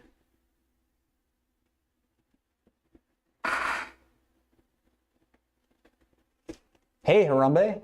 Just got your grades for the semester and you're so happy? Oh, that's great to hear. Reverse chain rule? Yeah, integration by parts. It's going to come down to that, basically. Well, actually, the way I'm doing it isn't really a reverse chain rule. I could have included the 4. Actually, no. Including the 4 there, I was thinking about making u equal 4 times t plus 1. That would have messed this part up, though, for the squareds. I wasn't sure if I had to deal with those, so...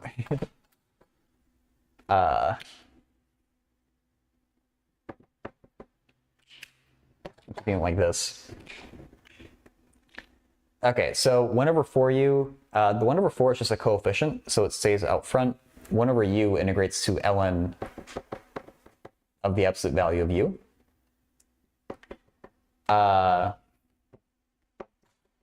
Then we have 1/4u squared. That's the same thing as u to the -2. You do the power rule with that. So you add 1 to the exponent. So -2 plus 1 is -1. That exponent comes out front to be a minus sign. And you get 1 over 4u. Yeah.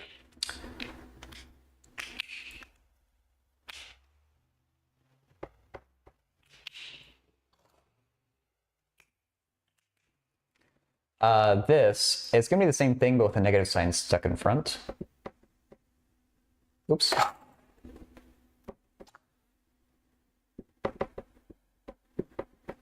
And I'm writing it with this plus minus in an awkward way, just to emphasize that the minus sign up here was only on this fraction and not like to be distributed over here too. So this is a little bit weird to write plus and minus like that. I was just being a little bit overly cautious with my notation.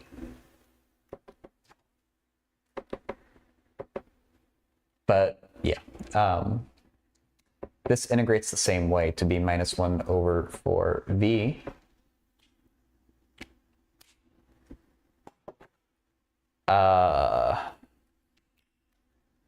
Now we want to unsub.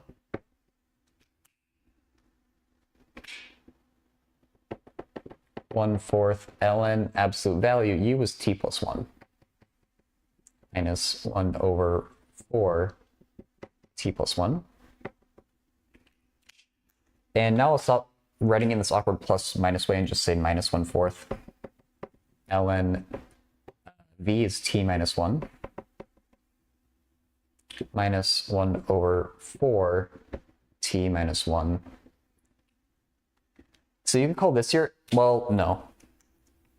No. You could call this your answer with the plus c. You could combine the ln's. They have the same coefficient. So if you want to be fancy, we could factor the 1/4 out. Say ln t plus 1 minus ln t minus 1 minus 1 over 4 t plus 1. I mean, technically you get a common denominator with those two terms too. That's too much of a pain though. Oh god.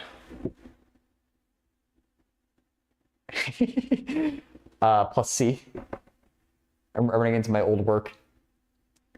And then we have an ln minus an ln. You can divide the inside. This is kind of being extra fancy. You could just stop at this line here, and you also have a correct answer.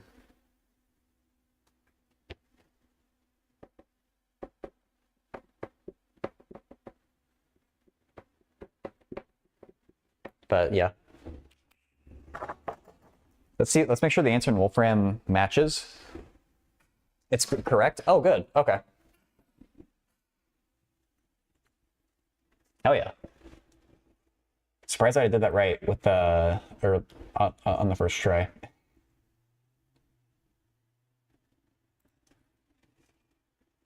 No worries.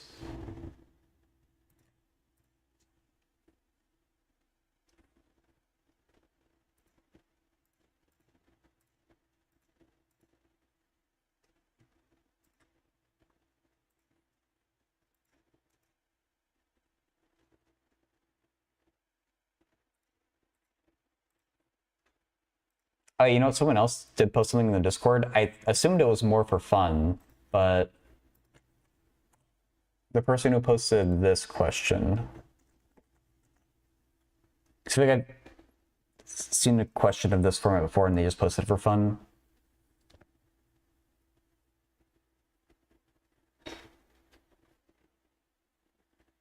Also, it's separable. If they want to integrate x over e to the 2x,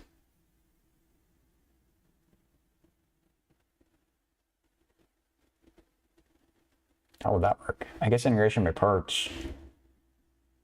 Is the person who asked this question here? Is this... Actually, maybe we get back to them in Discord.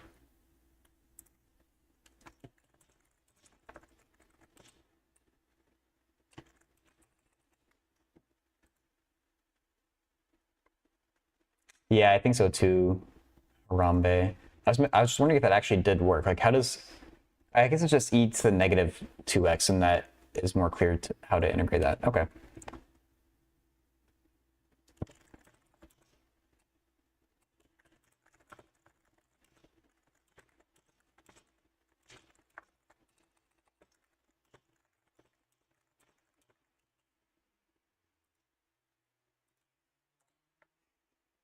If he's asking person if they need help with it or just asking it for fun. Either way is fine, but I'm not going to go through every last step of the problem here if it's just for fun.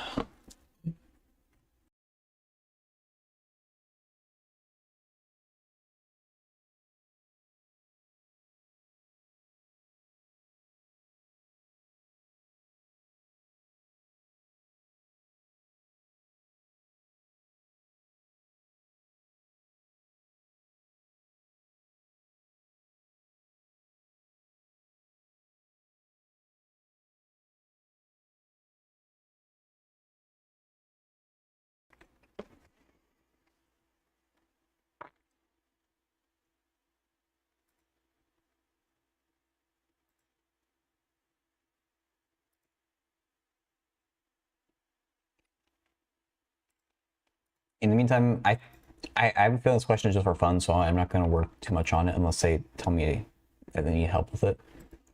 I think we might go back to just refreshing myself on some of this physics stuff. Just until we wait for someone to come with like an actual homework help question. I could erase the board too, I guess. It's filled up with partial fractions.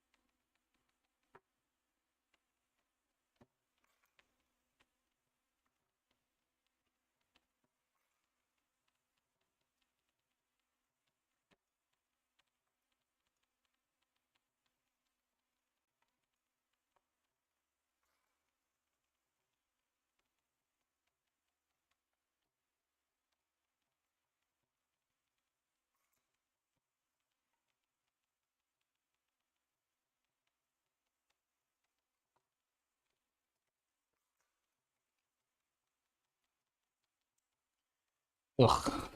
Dude. I don't know what's worse, doing the partial fractions or erasing it afterward. You know what? I think the spray bottle's dead. I think what's going to help is if the whiteboard says hello to my little friend. Oh, it helps my little friend is turned on, though. Are there different modes of spraying with this thing? No, it's... Oh, wait. No, okay. I thought there was a different symbol. It's just a little, like, indent in the plastic, though. Wait, you're still not turned on, bro? Is this thing the issue? Oh, it's that thing. Come on. Okay, this is really anti-climatic. Not that I hope you weren't expecting it big. There we go. God. Dude, this thing sprays everywhere. Oh my god.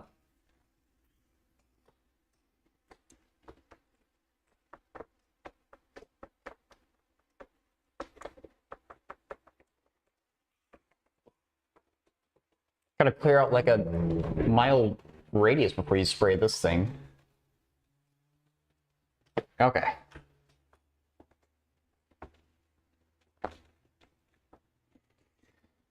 Oh.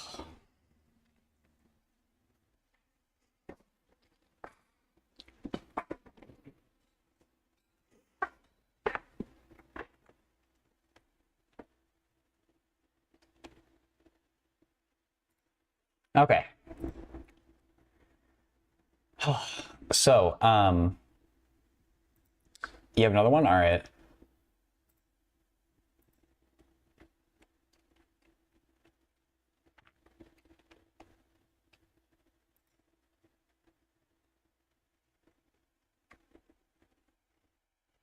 Oh, this person actually does need help with it?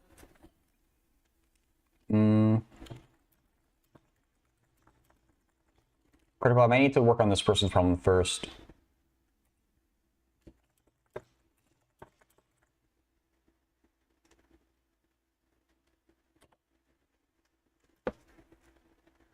Let me see if they're watching the stream. If they're not watching the stream, I'll get back to them later, I guess.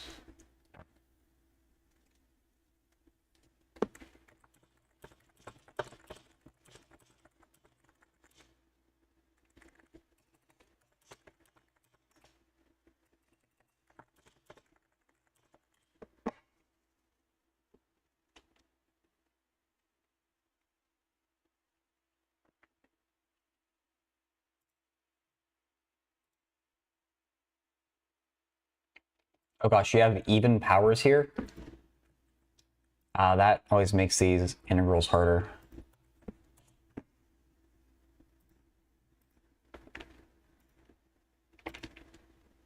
If they don't get back to me and tell me they're watching the stream soon, then I'll just start working on yours.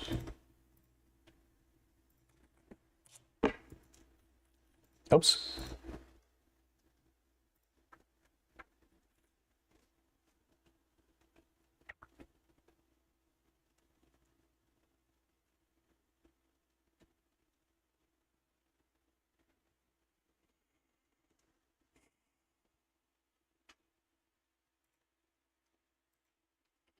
What's the technique for even powers? Like, you maybe get them all as cosine or all as sine?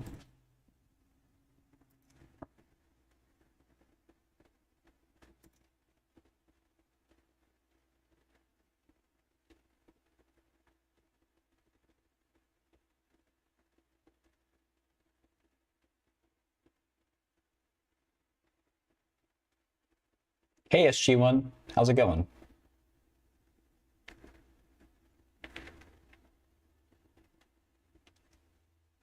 I thought Paul's Notes had like a little guide on this thing.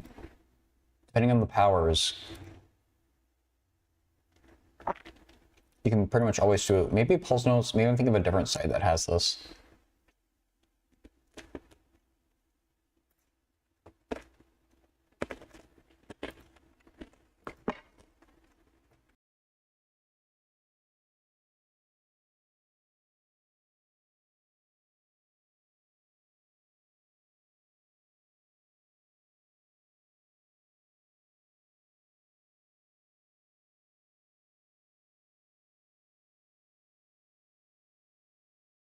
All right, Critical, I'll do yours now. They said that they were working on something else for a little bit.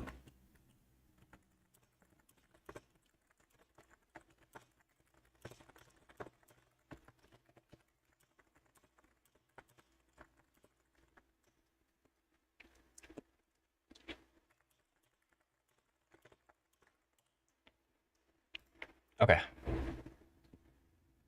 Oh, it's yours!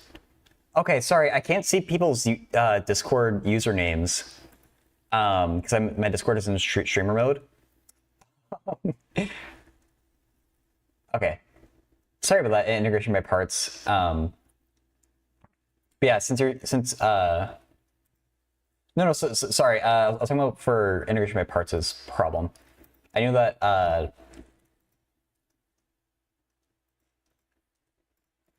like, Critical, this thing here is yours. I knew that.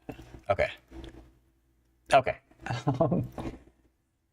I still want to see if there's like, okay, cool. This is the exact type of guide that I was looking for.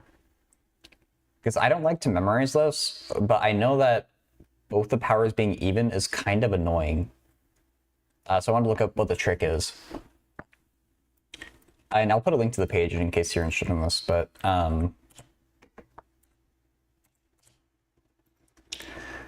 so if you have any integral with sine to a power times cosine to a power, depending on whether the powers are even or odd, you can do certain things. Here we have both even. So you want to use a half angle on one of the sine or the cosine. Oh god. Ugh.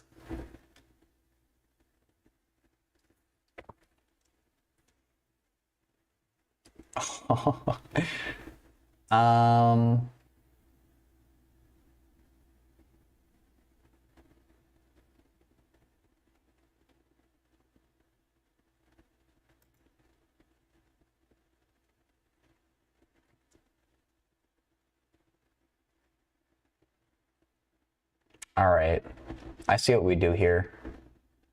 It's not as annoying as partial fractions, but it's nearly as annoying as partial fractions, these problems.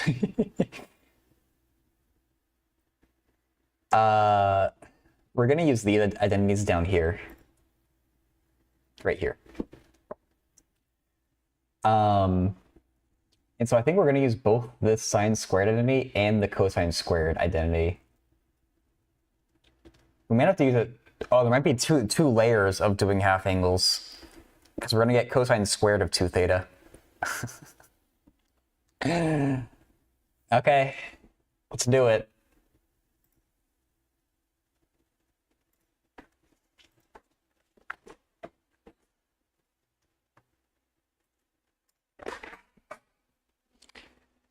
Now, I mean, to be fair, they did give us bounds, and whenever you have a definite integral, there's sometimes tricks. I don't think there's tricks here, though, the more I think about it.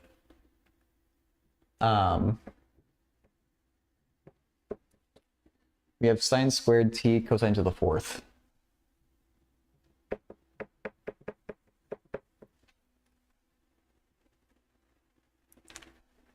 Oh, you're doing great. Sorry that I forgot to address that, but I'm glad to hear it. You know, I shouldn't get into bounds. I don't think the bounds are going to help us here. We have to do it the old-fashioned way. But sometimes tricks where just by looking at the integral, you can tell it's equal to 0 or something simple, but not here, I don't think. Okay, so if I use the half angle identity with or I mean it's called a power reduction or something, on sine squared, what do we get? Sine squared is 1 minus, sine squared is 1/2 minus 1/2 cosine 2 theta, 2t. Since t's are variable here. So cosine 4th, I'm going to say it's the same thing as cosine squared squared. So I'm going to do a half angle with cosine squared and say 1/2 plus 1/2 cosine 2t. But we square because it's cosine to the 4th. And we know that cosine squared t is equal to 1/2 plus 1/2 cosine 2t. So if we have cosine to the 4th, we have to square this formula here, is why I did that. Sure, we can definitely factor the 1/2 out. That's gonna make it, yeah, I definitely like that. We can factor 1/2 out of here. We can factor a 1/2 squared out of here as well. And we put it all the way out front of the integral. So it's gonna be a 1/2 from this, and there's gonna be a 1/4 from this. Multiply them together and we get 1/8. That'll make the work look a lot nicer.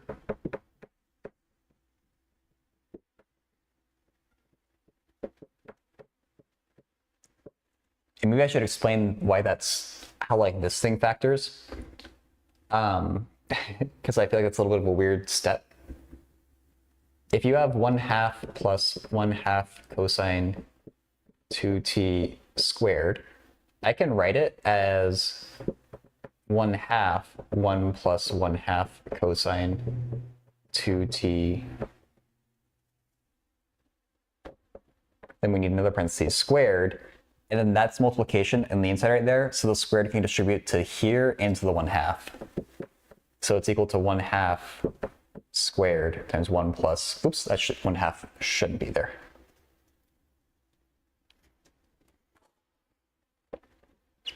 Was that the mistake, Jed?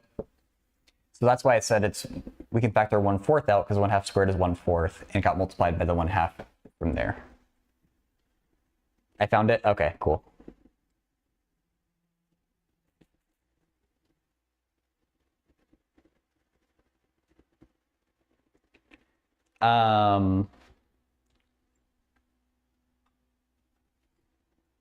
So I saw that you asked how I got that critical. Did this explain it?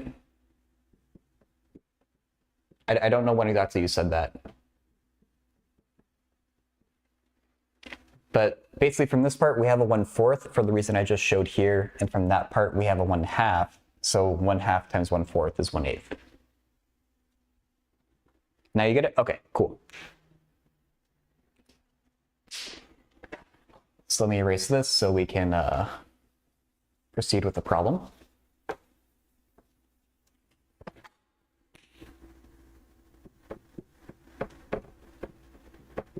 Okay, now we have the unfortunate task of multiplying all this stuff out. I don't see a better way to do it, unfortunately.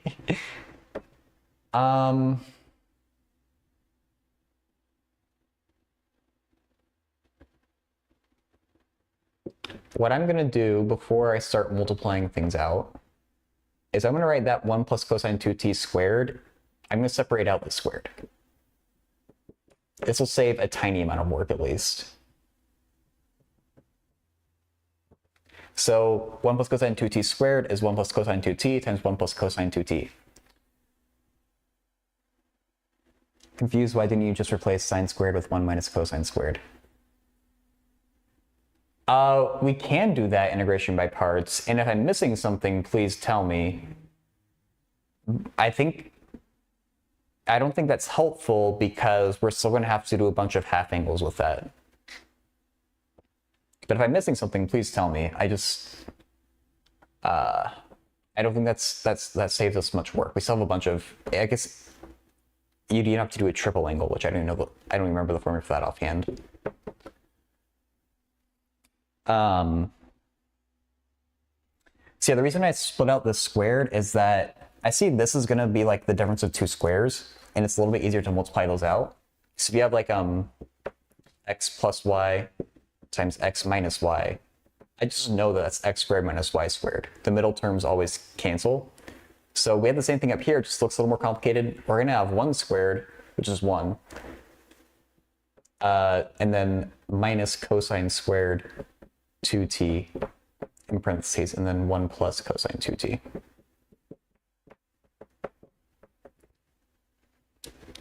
If we multiply these two out first, then there'd be like a middle term inside there, and we wouldn't. It'd be an extra term. It's not really a big deal either way, but this avoids a slight amount of extra work.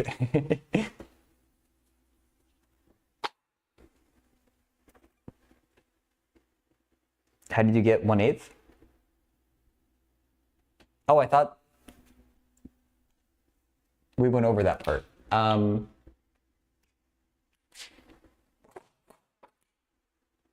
I factored a 1/2 out of here, and I factored a 1/4 out of here. So the 1/2 times the 1/4 becomes a 1/8.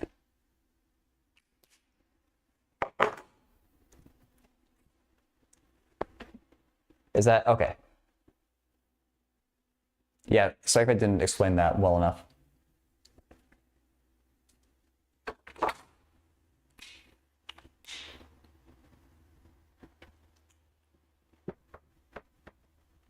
Zero to pi. Okay, if I multiply these two things out, we get 1 times 1 is 1. Oh, this is terrible. We're gonna get a cosine cubed. Oh, actually, that's not the worst thing in the world. I think we can deal with that. Okay. Oh, God.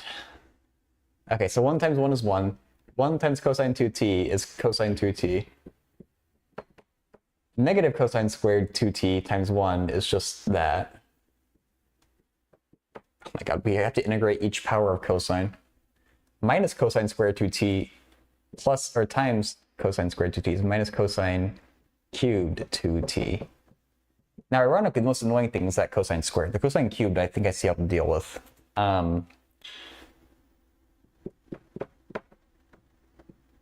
Okay, so these I'm just going to leave alone for now. We know how to integrate them, so let's just kind of leave it for a bit later and integrate everything at once. Cosine squared 2t, we got to do this identity again.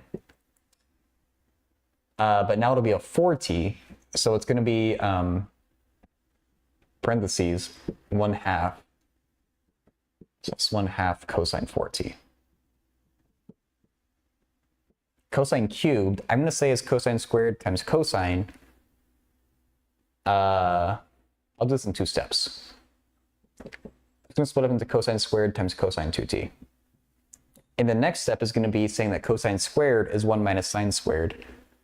And that'll give us a nice u sub that we can do in the next step.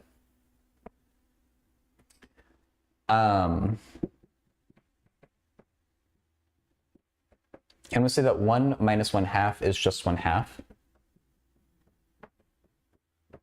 Let's cosine 2t minus 1/2 cosine 4t. Okay.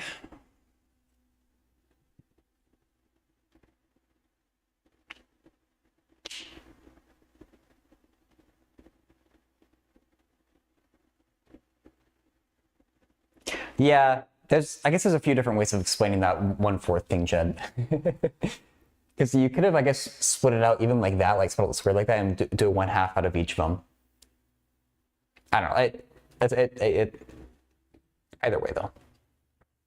Anyway, I'm gonna do what I just said. Cosine squared is 1 minus sine squared, and I'm doing that because I know that we're gonna get a good u sub out of this.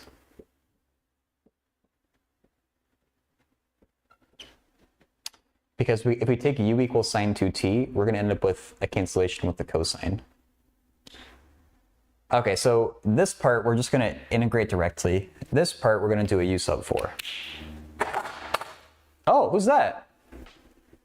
Penn Center. I didn't know you were streaming. You're doing some good job.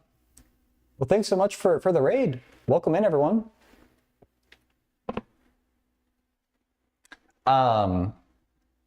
Yeah, I hope your stream was good. Right now we're working on this mean integral from critical, involving it's the integral of sine squared t times cosine to the 4th t, and there's a lot of power reduction or half angle formulas or whatever they're called. We're nearly there though. Y8, hey.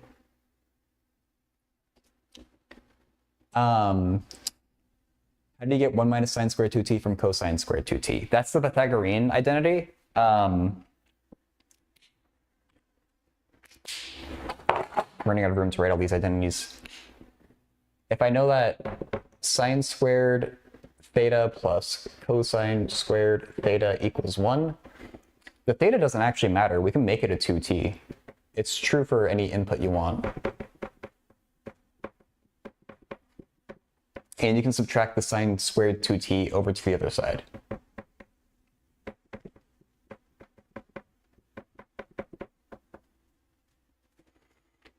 So I used this sub on that cosine squared. Okay, cool.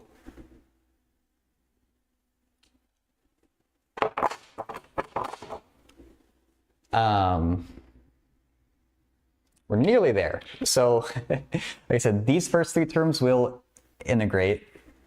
This we need a u sub for. Let's say u equals sine 2t,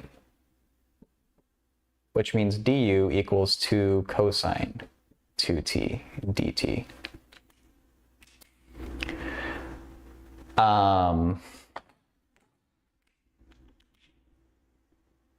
Down here we get 1/8 parentheses. I'm going to integrate this part here. So 1/2 integrates to 1/2 t.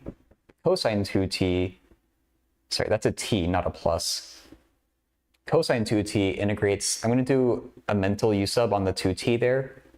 We get a plus 1/2 sine 2t, because cosine integrates to positive sine. You divide by whatever the quotient of t is. Same thing here, but we have a 4t instead. So divide that by 4, so you get 1/8 sine 4t. We do have a minus sign out front there, so we gotta remember to keep that. That's why I added from 0 to pi, forgot to include that. And then we have this integral to contend with. And actually we're doing a u sub, so let's just get rid of the bounds for now.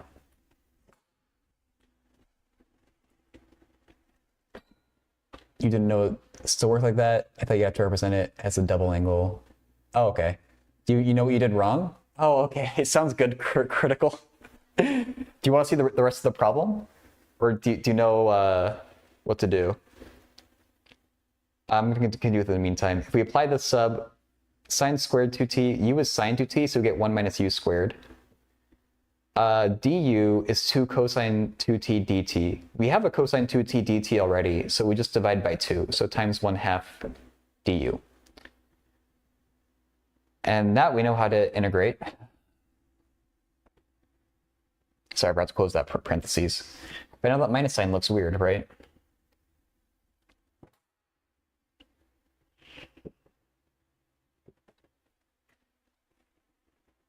You want to see the rest of it? Okay. I'm going to keep this stuff just as it is.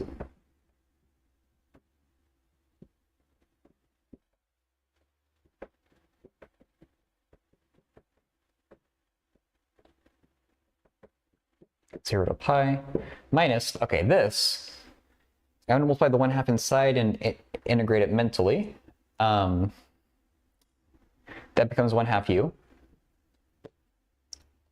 minus, that becomes u cubed. We divide by 3, so 1/6 u cubed. I think I'm on board with that. Now let's unsub and get the bounds involved, and then we can wrap this thing up. The 1/8, oh god. The 1/8 is being multiplied by everything. I did mess that up. There. This is very messy notation that I'm using here, but it's getting the job done. I'm going to plug in our bounds, I guess. Who cares? So we get pi over 2 if we plug in pi. Sine of 2 pi is 0. Sine of 4 pi is 0. Oh, this actually zeroes out a whole bunch, doesn't it? Because these two become 0, and then when we plug in 0, that's 0. Sine of 0 was 0. Sine of 0 was 0. So we just get pi over 2. That's kind of convenient. This over here, let's unsub. U we said is sine 2t.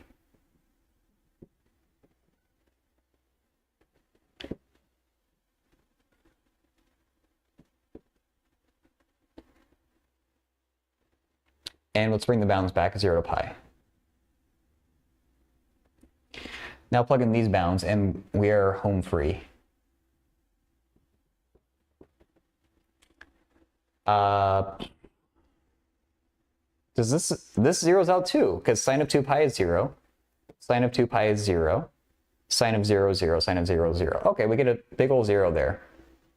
So we just get pi over 16, don't we? Let's verify that in Wolfram. Wolfram Alpha agrees? Oh, hell yeah. Thanks for checking that. Critical also verified it. That's you got 2 integration parts? All right. Oh yeah, with that, I just highlight the entire thing and I copy it when it cuts out like that, so it's all good. All right. I'm on a roll with these integrals. Yeah, those are not short questions you put there, which is fair. You know, it's just the questions that you're given. Waffle, hey, yep. How's it going? All right, so I think we need to do integration by parts' problem. I might not stream for a ton longer after that, but I guess let's see how we feel.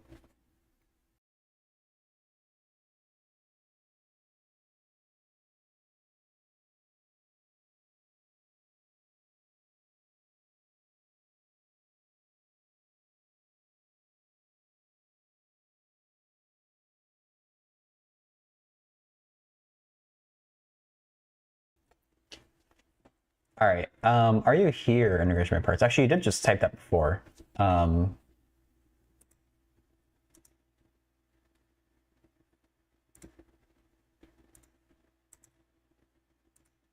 Okay, cool.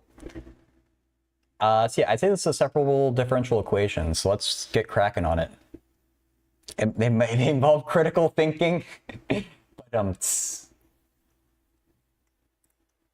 all right.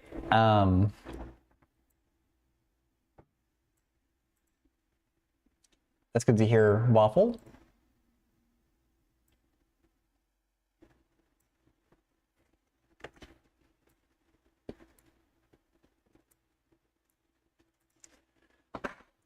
Very good week for math. Oh, hell yeah. Oh, no, integration by parts. Were you there for the start of the stream when people were asking me like the most advanced questions that were beyond me?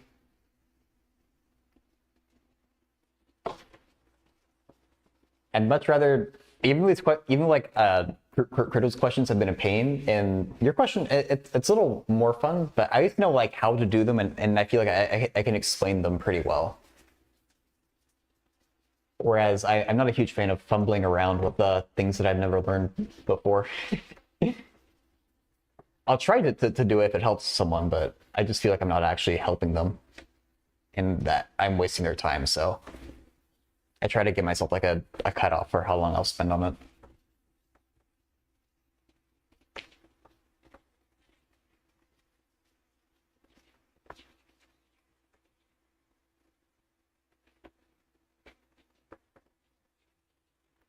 Okay.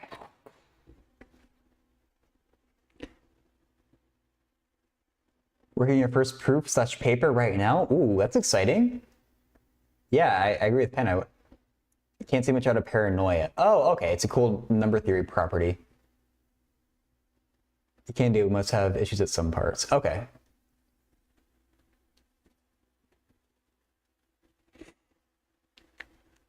So we want to solve dy by dx equals 6xy to the 1/3 over e to the 2x.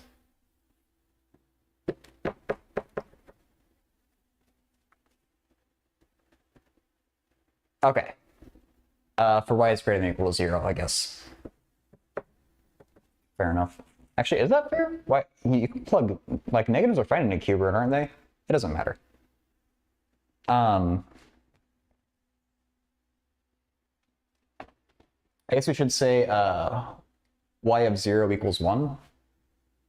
That's our initial condition.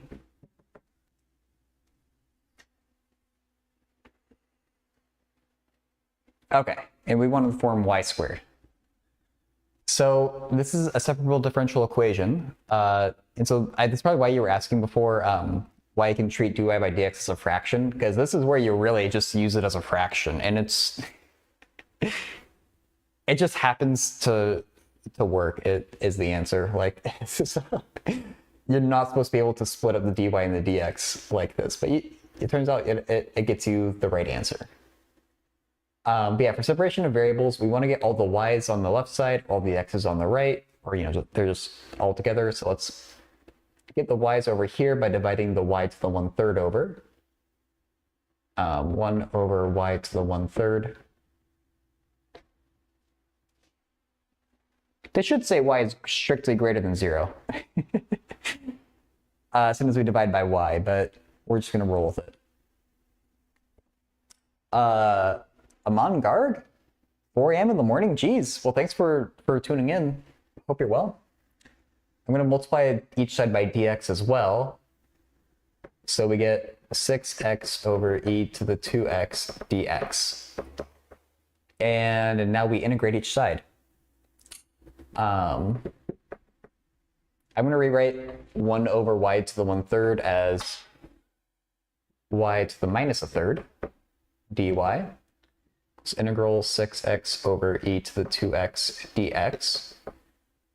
Okay, that we can integrate directly. Do the power rule. So you add 1 to the exponent, which becomes 2/3, and you divide by that new exponent, which is 3 over 2 y to the 2/3 equals. This is going to be some integration by parts, funny enough. Horizontal asymptotes.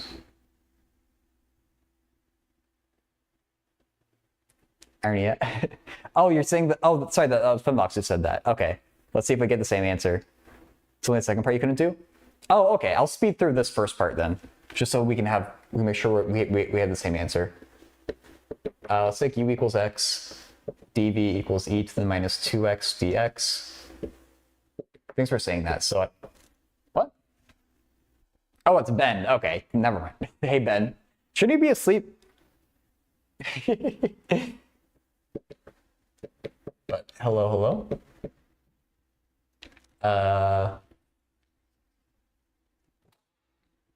So we do u v du minus 1/2 x e to the minus 2x minus, which one's a plus, 1/2 e to the minus 2x dx. Okay.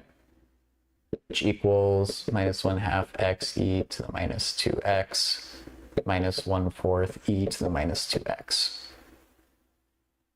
I think we're good. So we know how that integrates. Let's plug it in over here. 1/2 x e to the minus 2x. I'm running out of room. 1/4 e to the minus 2x plus c.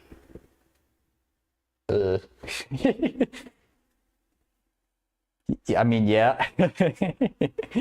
That's fair, that's fair. I like just barely started to fix my sleeping schedule. I'm managing to fall asleep like a little bit after midnight now, whereas before it was like 2 a.m. Well, it's more like 12:30 or 12:40 that I'm falling asleep. But that's an improvement for me. All right, so they want us to isolate y squared. So we need to multiply the 2/3 over. Yeah, we'll do that before we plug in the initial condition. So let's multiply each side by 2/3. 2/3 times 1/2 is minus 1/3 x e to the minus 2x minus 1/6. Yeah. Technically 2/3 c, but who cares? And then we'll cube each side, and then I think we're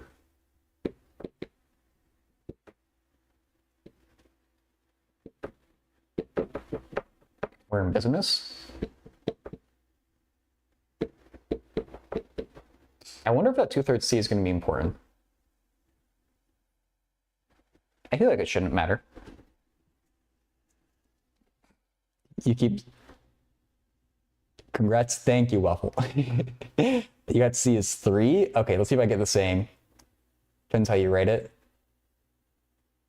3/2 equals minus 3/2. I don't know what you mean with that.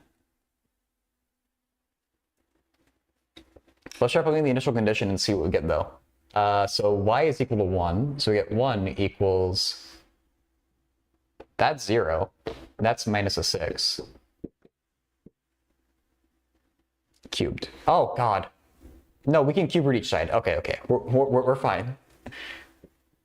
Oh, I'm not getting the same answer as you.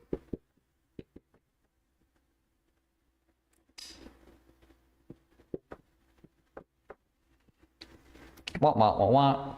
Wah.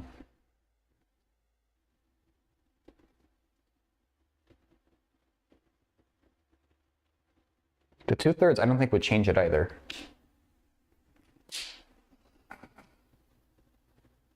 Three over 2 equals... Oh, you didn't do that initially. Interesting. I feel like it shouldn't affect it. And I just realized that I'm blocking my answer.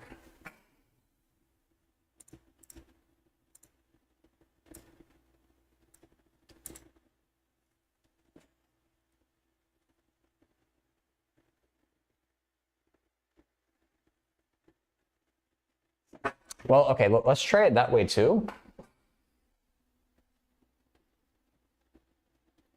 So if I plug it in up here, you get 3/2. That's 0. That's minus a 4th.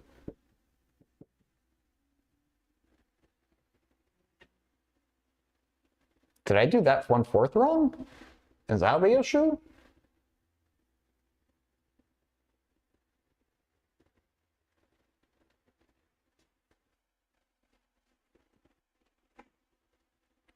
I lost my 6.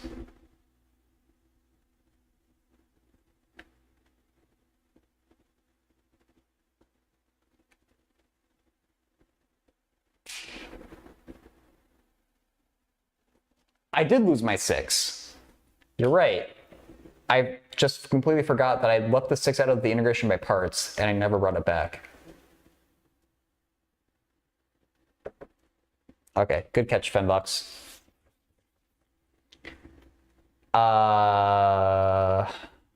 6 times 2/3, that's 4, last I checked. Right? I'm not crazy? No, yeah, okay, yeah. So that's 4, so that becomes 2, that becomes just 1. Cool with that?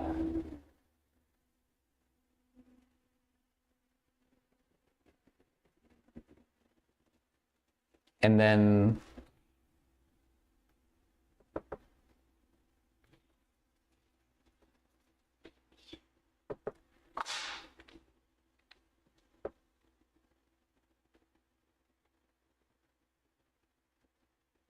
how does this work if we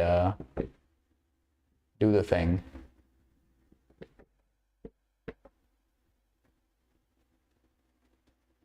That gives us c equals 2. You're saying c equals 3.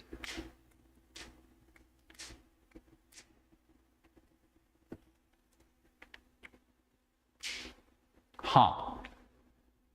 Still doing something wrong. Sounds like me.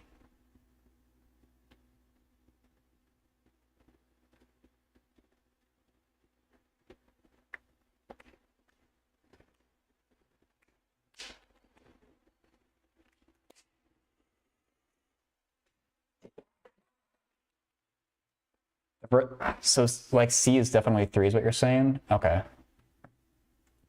Hey, Han, I disagree with that answer. This is a weird differential equation, but I do love me a good diffie Q.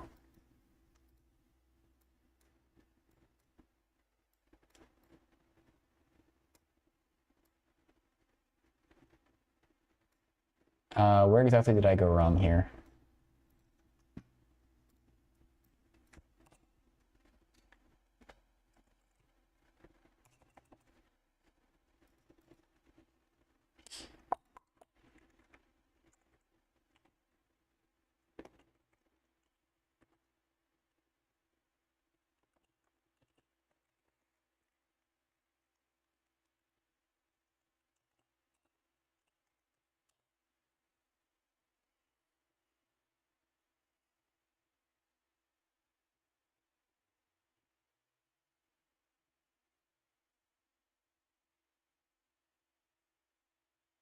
What did Wolfram Alpha do?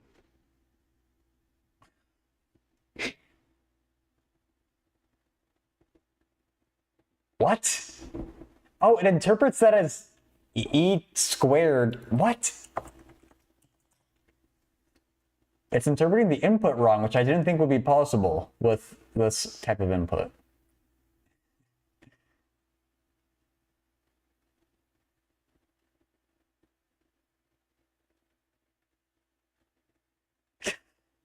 What a stupid way to rate this. 6x e to the minus 2x. For 3 root 3? What the hell? I don't...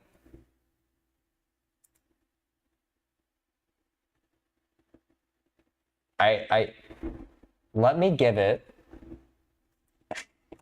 just the integration by parts.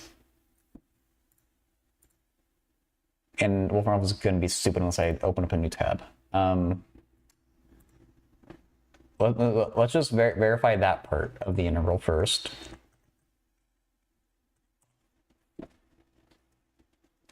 Why does it... It's e to the 2x. It's not e squared times x.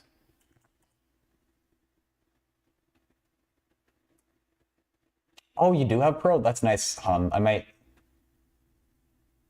yeah, sure, $10. I might take you up on that in a second, Han. Dude, why does Wolfram Alpha give things in the most obtuse way possible?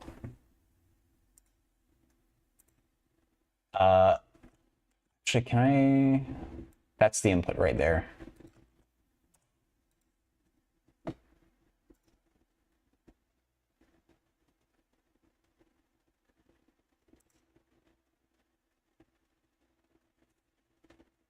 So it's a minus 3. What am I doing wrong? Besides everything.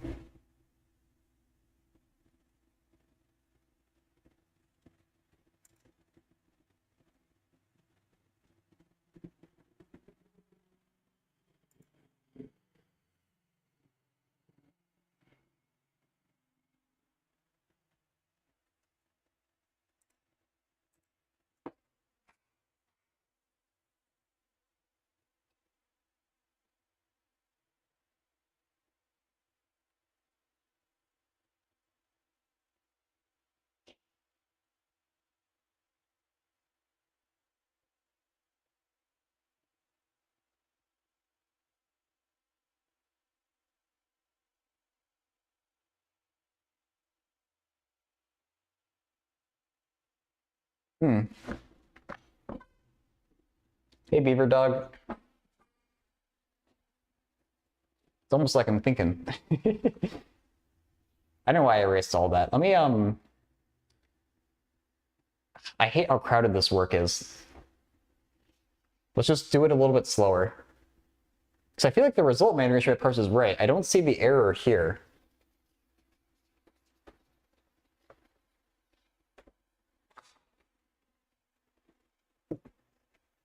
Oh, should I not erase that?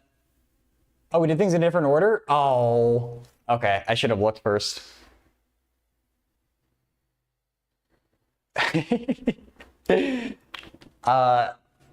Nah, that's my bad. So we'd say 3 over 2 y to the 2/3 equals 6. It came out to be the same thing. That's kind of weird.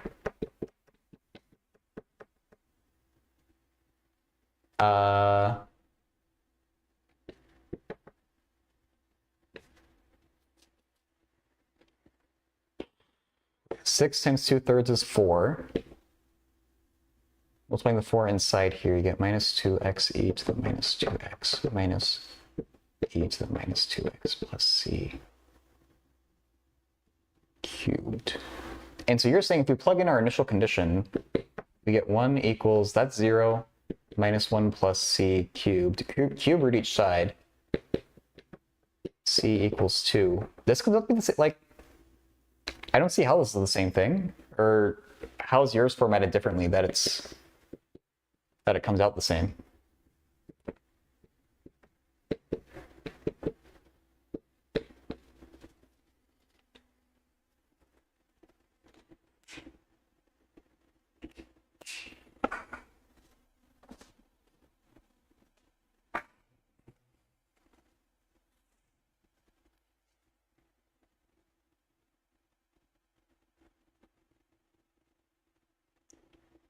If you did it the way before and kept your 6, you would have gotten C as 3. Like the 6 on the outside?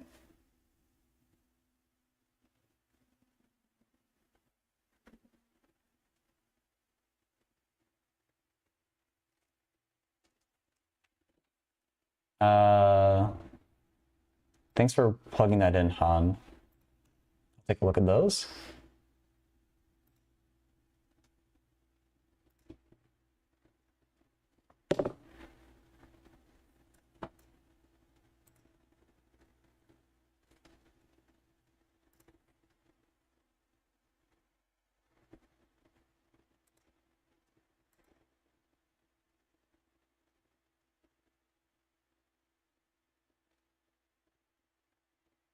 Wait, so is this good or bad, that, like, what I did here?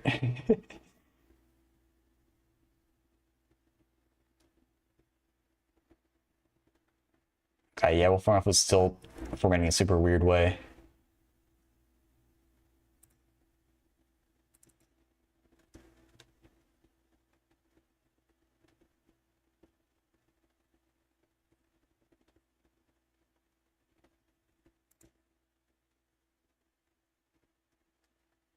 It's better to leave it in 3 over 2. Well, they explicitly say to isolate y squared, don't they? So are you saying that you, or maybe you said that before, that, what's it called? If we're finding C, you do it, oh, that, okay.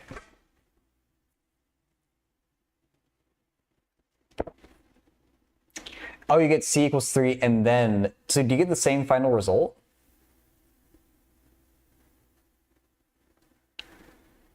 Oh, okay. So since you're already good with the first part, let's just move on to the second part then. As long as our final answer matches, you mostly expect the second part, right? So I guess we can just focus on that. Okay. I mean, if you want, I can do the exact same way that you did it, but it seems like you have a way that we both did it in ways that work independently. So we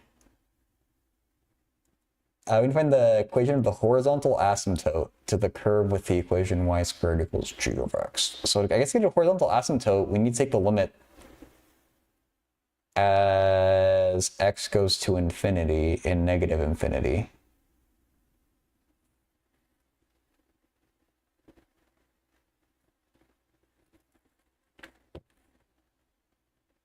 Oh! That's probably a more clever way of doing it.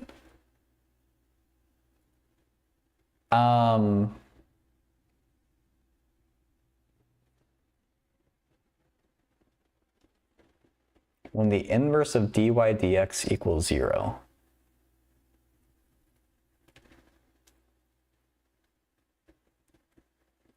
Why would it be the inverse? I'm thinking just dy by dx would be 0. Well, that won't get us the equation of the horizontal asymptote, though, I don't think. Oh, okay. So, I wonder if there is some kind of way that we could use this to find the horizontal asymptote. I don't think we can, though, because derivatives inherently lose information about how high up or down our function is shifted, and that's going to definitely affect a horizontal asymptote. I'm thinking we have to use the answer we just got. The horizontal asymptote should be evident if we take the limit as x goes to infinity and or negative infinity. There could be two different horizontal asymptotes. They're saying there's just one from the phrasing of the problem, but I might not want to assume that. Y is greater than or equal to 0.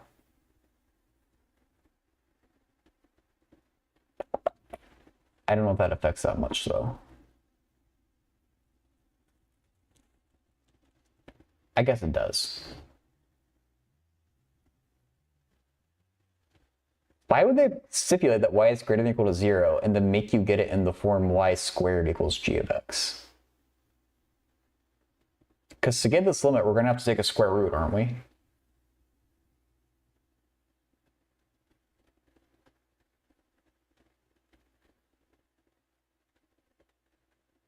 Okay.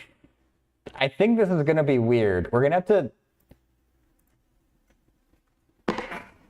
So since they stipulate y is greater than or equal to 0, I think for the purposes of part B, we would be allowed to take the square root of each side and only consider the positive square root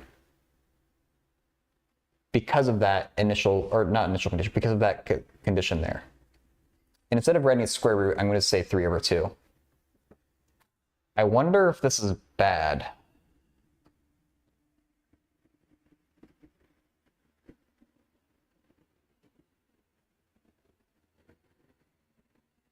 I think we'll be okay either way. And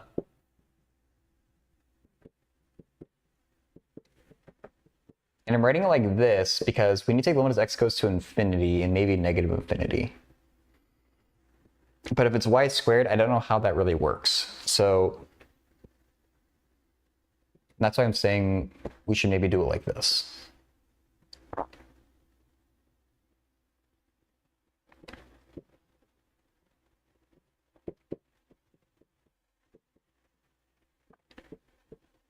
We should graph this afterward too to verify our result. I don't, oh, okay, yeah.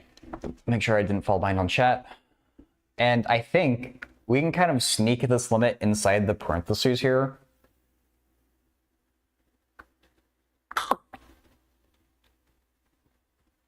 There is going to be a little trick where we're getting the limit of y as x goes to infinity, but they're asking for the limit of y squared. So we are going to have to square whatever result we get, which I guess is okay.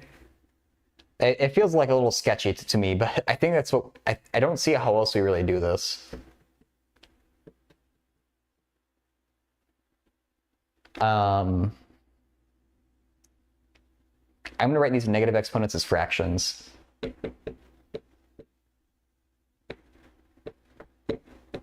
To make the limit a bit clearer, what's actually happening.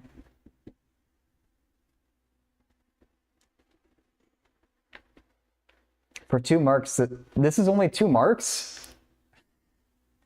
Yeah, I don't know of an easier way to get a horizontal asymptote for an arbitrary function like that. This might be worth a Google.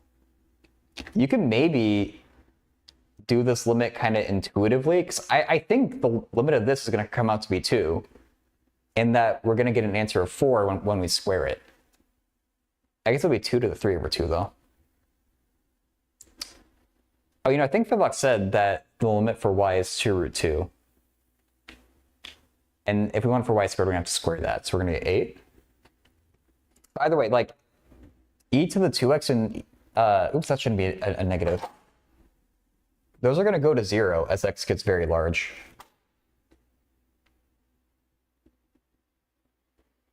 Like, these two fractions will go to 0. We should L'Hopital's this to verify it, but, like, linear divided by an exponential, the exponential wins at every time. As x goes to infinity. So I'm going to apply L'Hopital's to this. LH. 2e to the 2x minus 1 over... Everything else can stay the same. This we can evaluate now. That becomes 0 as x goes to infinity. That becomes 0.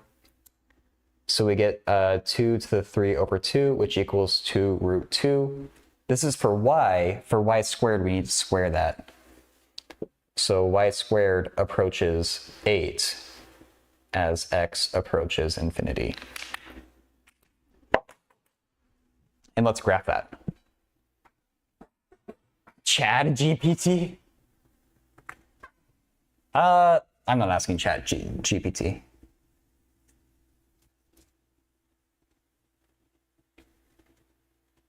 Yeah, the first part is 7. Yeah, that's kind of weird. It definitely isn't L'Hopital. What?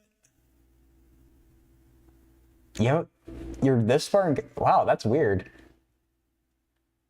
L'Hopital's a really common thing to get taught, I thought. Okay, let me look at the graph of this before we... Make sure I'm not off my rocker before I try and make a different way of solving this. Poor Desmos is going to have some graphing to do here.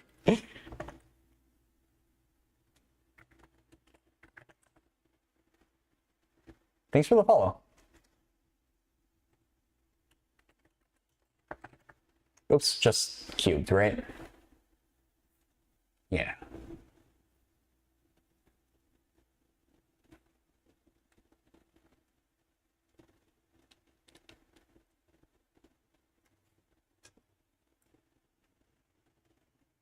Really? It is 2 root 2. Oh, because we have the, oh.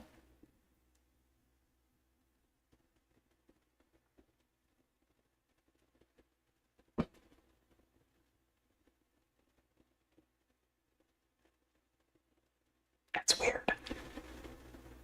I don't know why I don't have to square whatever our result is, but... Can you just put dy dx equals 0 and the e to the 2x cancels?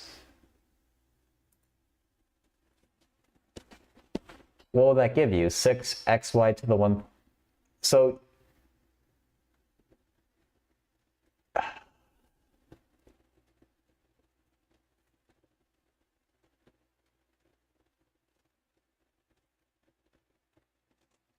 What? Oh, integration by traps! I thought it was integration by parts. Welcome in. That feels really sketchy. Integration by parts. It might get the right answer the more I think about it. So what you're saying is that a horizontal asymptote is going to be a nearly flat function, which means our derivative would approach 0. It'll never actually be 0. But this will be a good enough for our calculation. So if we try to solve this equation, e to the 2x will never be 0. So the only time we could possibly have this equal to 0 is if the numerator is equal to 0. So we can boil it down to just this. And I guess we know that y equals that. So we can plug that in and hope that we get something we can solve for x.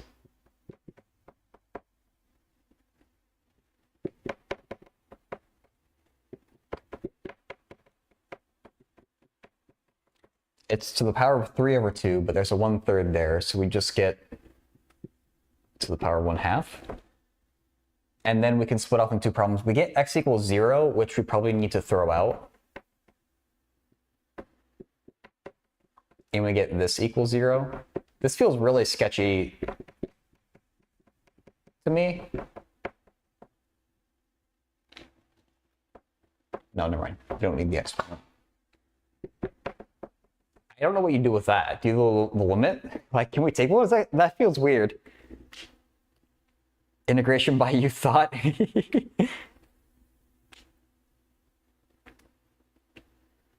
Integration by Chris Pratt's.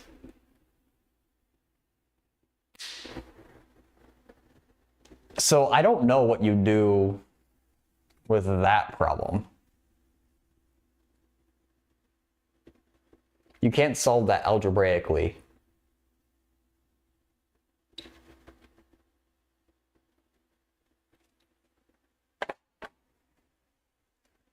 It's an interesting thought. I just don't really know how that works.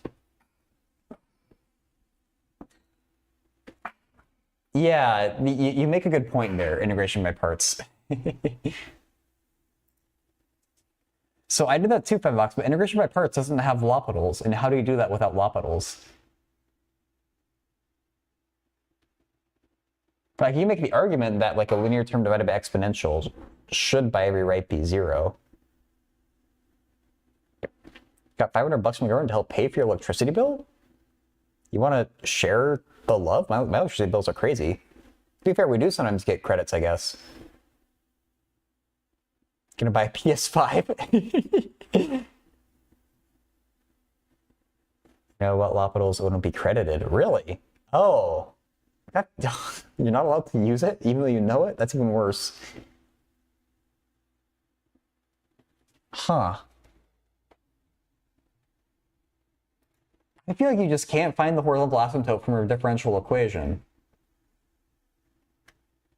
Horizontal asymptote from differential equation. Like, I feel like just by nature, when you derive something, you don't, like, you lose your y-intercept, and that's really important for horizontal asymptote.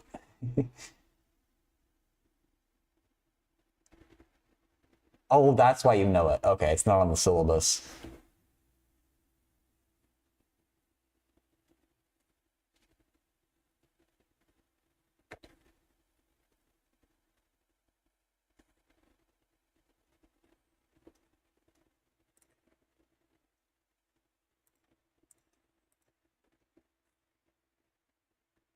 Yeah, if you could integration by parts, I don't know how else you're supposed to do this.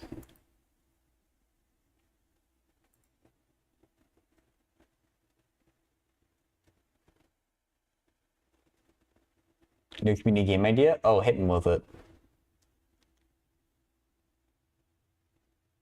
Farming Simulator 22 is free on Epic? Oh god. I have to install Epic though? That's kind of a big downside for me. Are you able to get like as many people as you want in that game though? Hence the lol, yeah.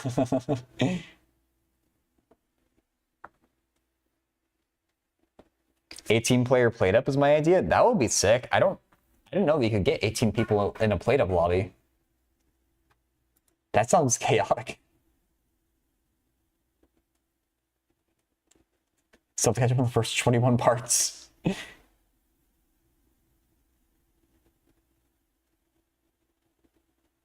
There's a lot of lore there. I assume they mean the year 22.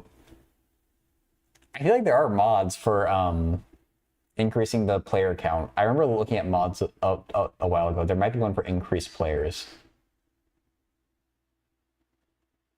Oh, can you tell an asymptote from the directional field? Maybe that is a nice justification. Maybe that's why you can say that, well, you can't tell the offset. I mean, we do have the initial condition.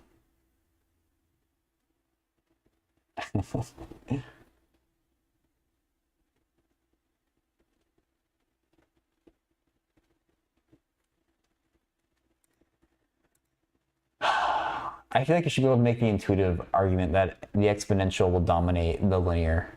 And you end up with just y squared equals 2 cubed. 16 plays on PC, host 6 on a console. It does support. Really? I thought it wasn't crossplay for Farming Simulator. Okay. Yeah, PlateUp I think is not crossplay, right? I remember looking into it a while ago.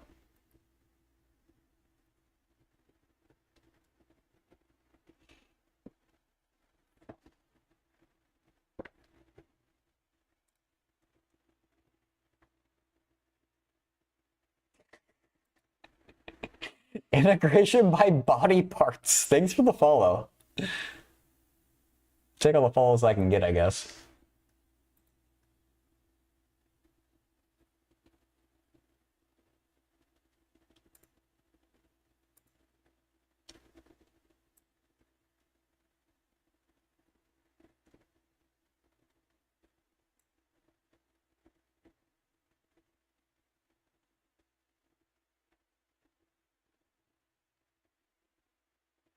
Yeah, we'll do Smithworks, Jed. I mean it. I don't know if other people will want to do it, but like I'm down to do it with you. Just it's always a matter of finding time.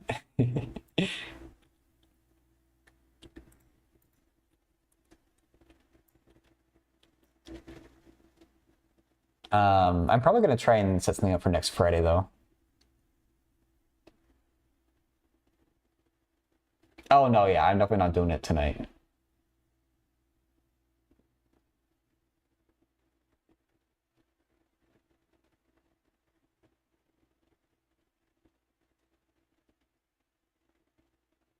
Oh no, for me, every day is a holiday. I'm unemployed. Been on holiday for over a year.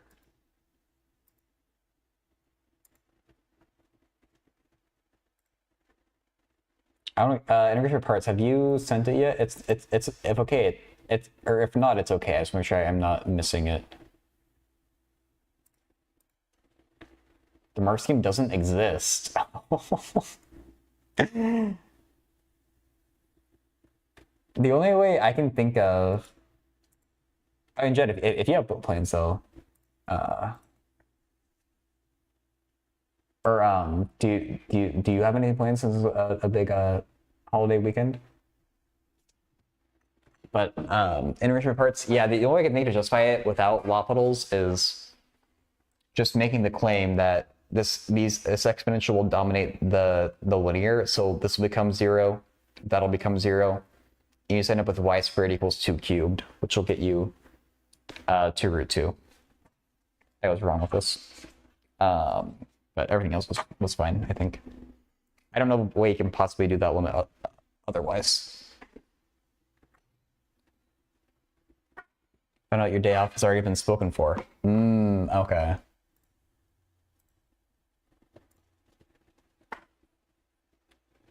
I will do it. Are there any other questions from chat? If not, I might wrap things up here.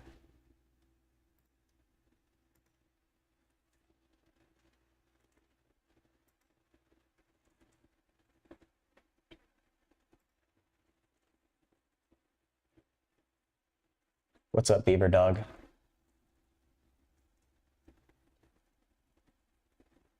do all those symbols mean? Well, the simple answer is they mean numbers and things that you can do with numbers.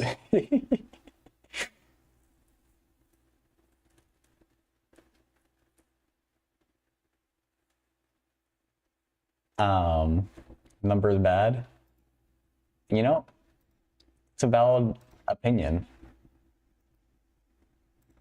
And I won't tell you otherwise.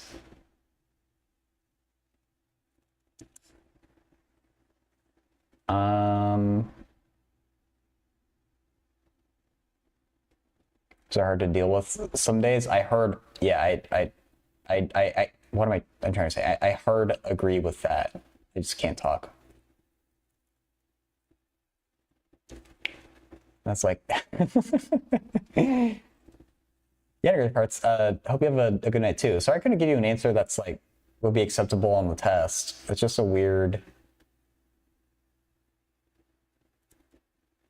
I don't know how they expect you to do that. UK exam boards are goofy. Integration by guessing. Welcome in. All right. I'm looking around in the background for people to rate. I don't see anyone who's doing math stuff right now. We do have Obi doing Legend of Zelda. So, oh, thanks for the follow. So I guess let's go hang out with Obi. Slash raid and simplex pachinko. So yeah, tomorrow I'll be doing some DayZ. Hey, Wyatt, thanks for hanging out. And then Saturday, well, the first 2 hours of my stream on Saturday, or 2 hours ish. I'm not gonna put in like a hard time on it. It's gonna be the physics reading group. Why can't you chat in Obi's channel? But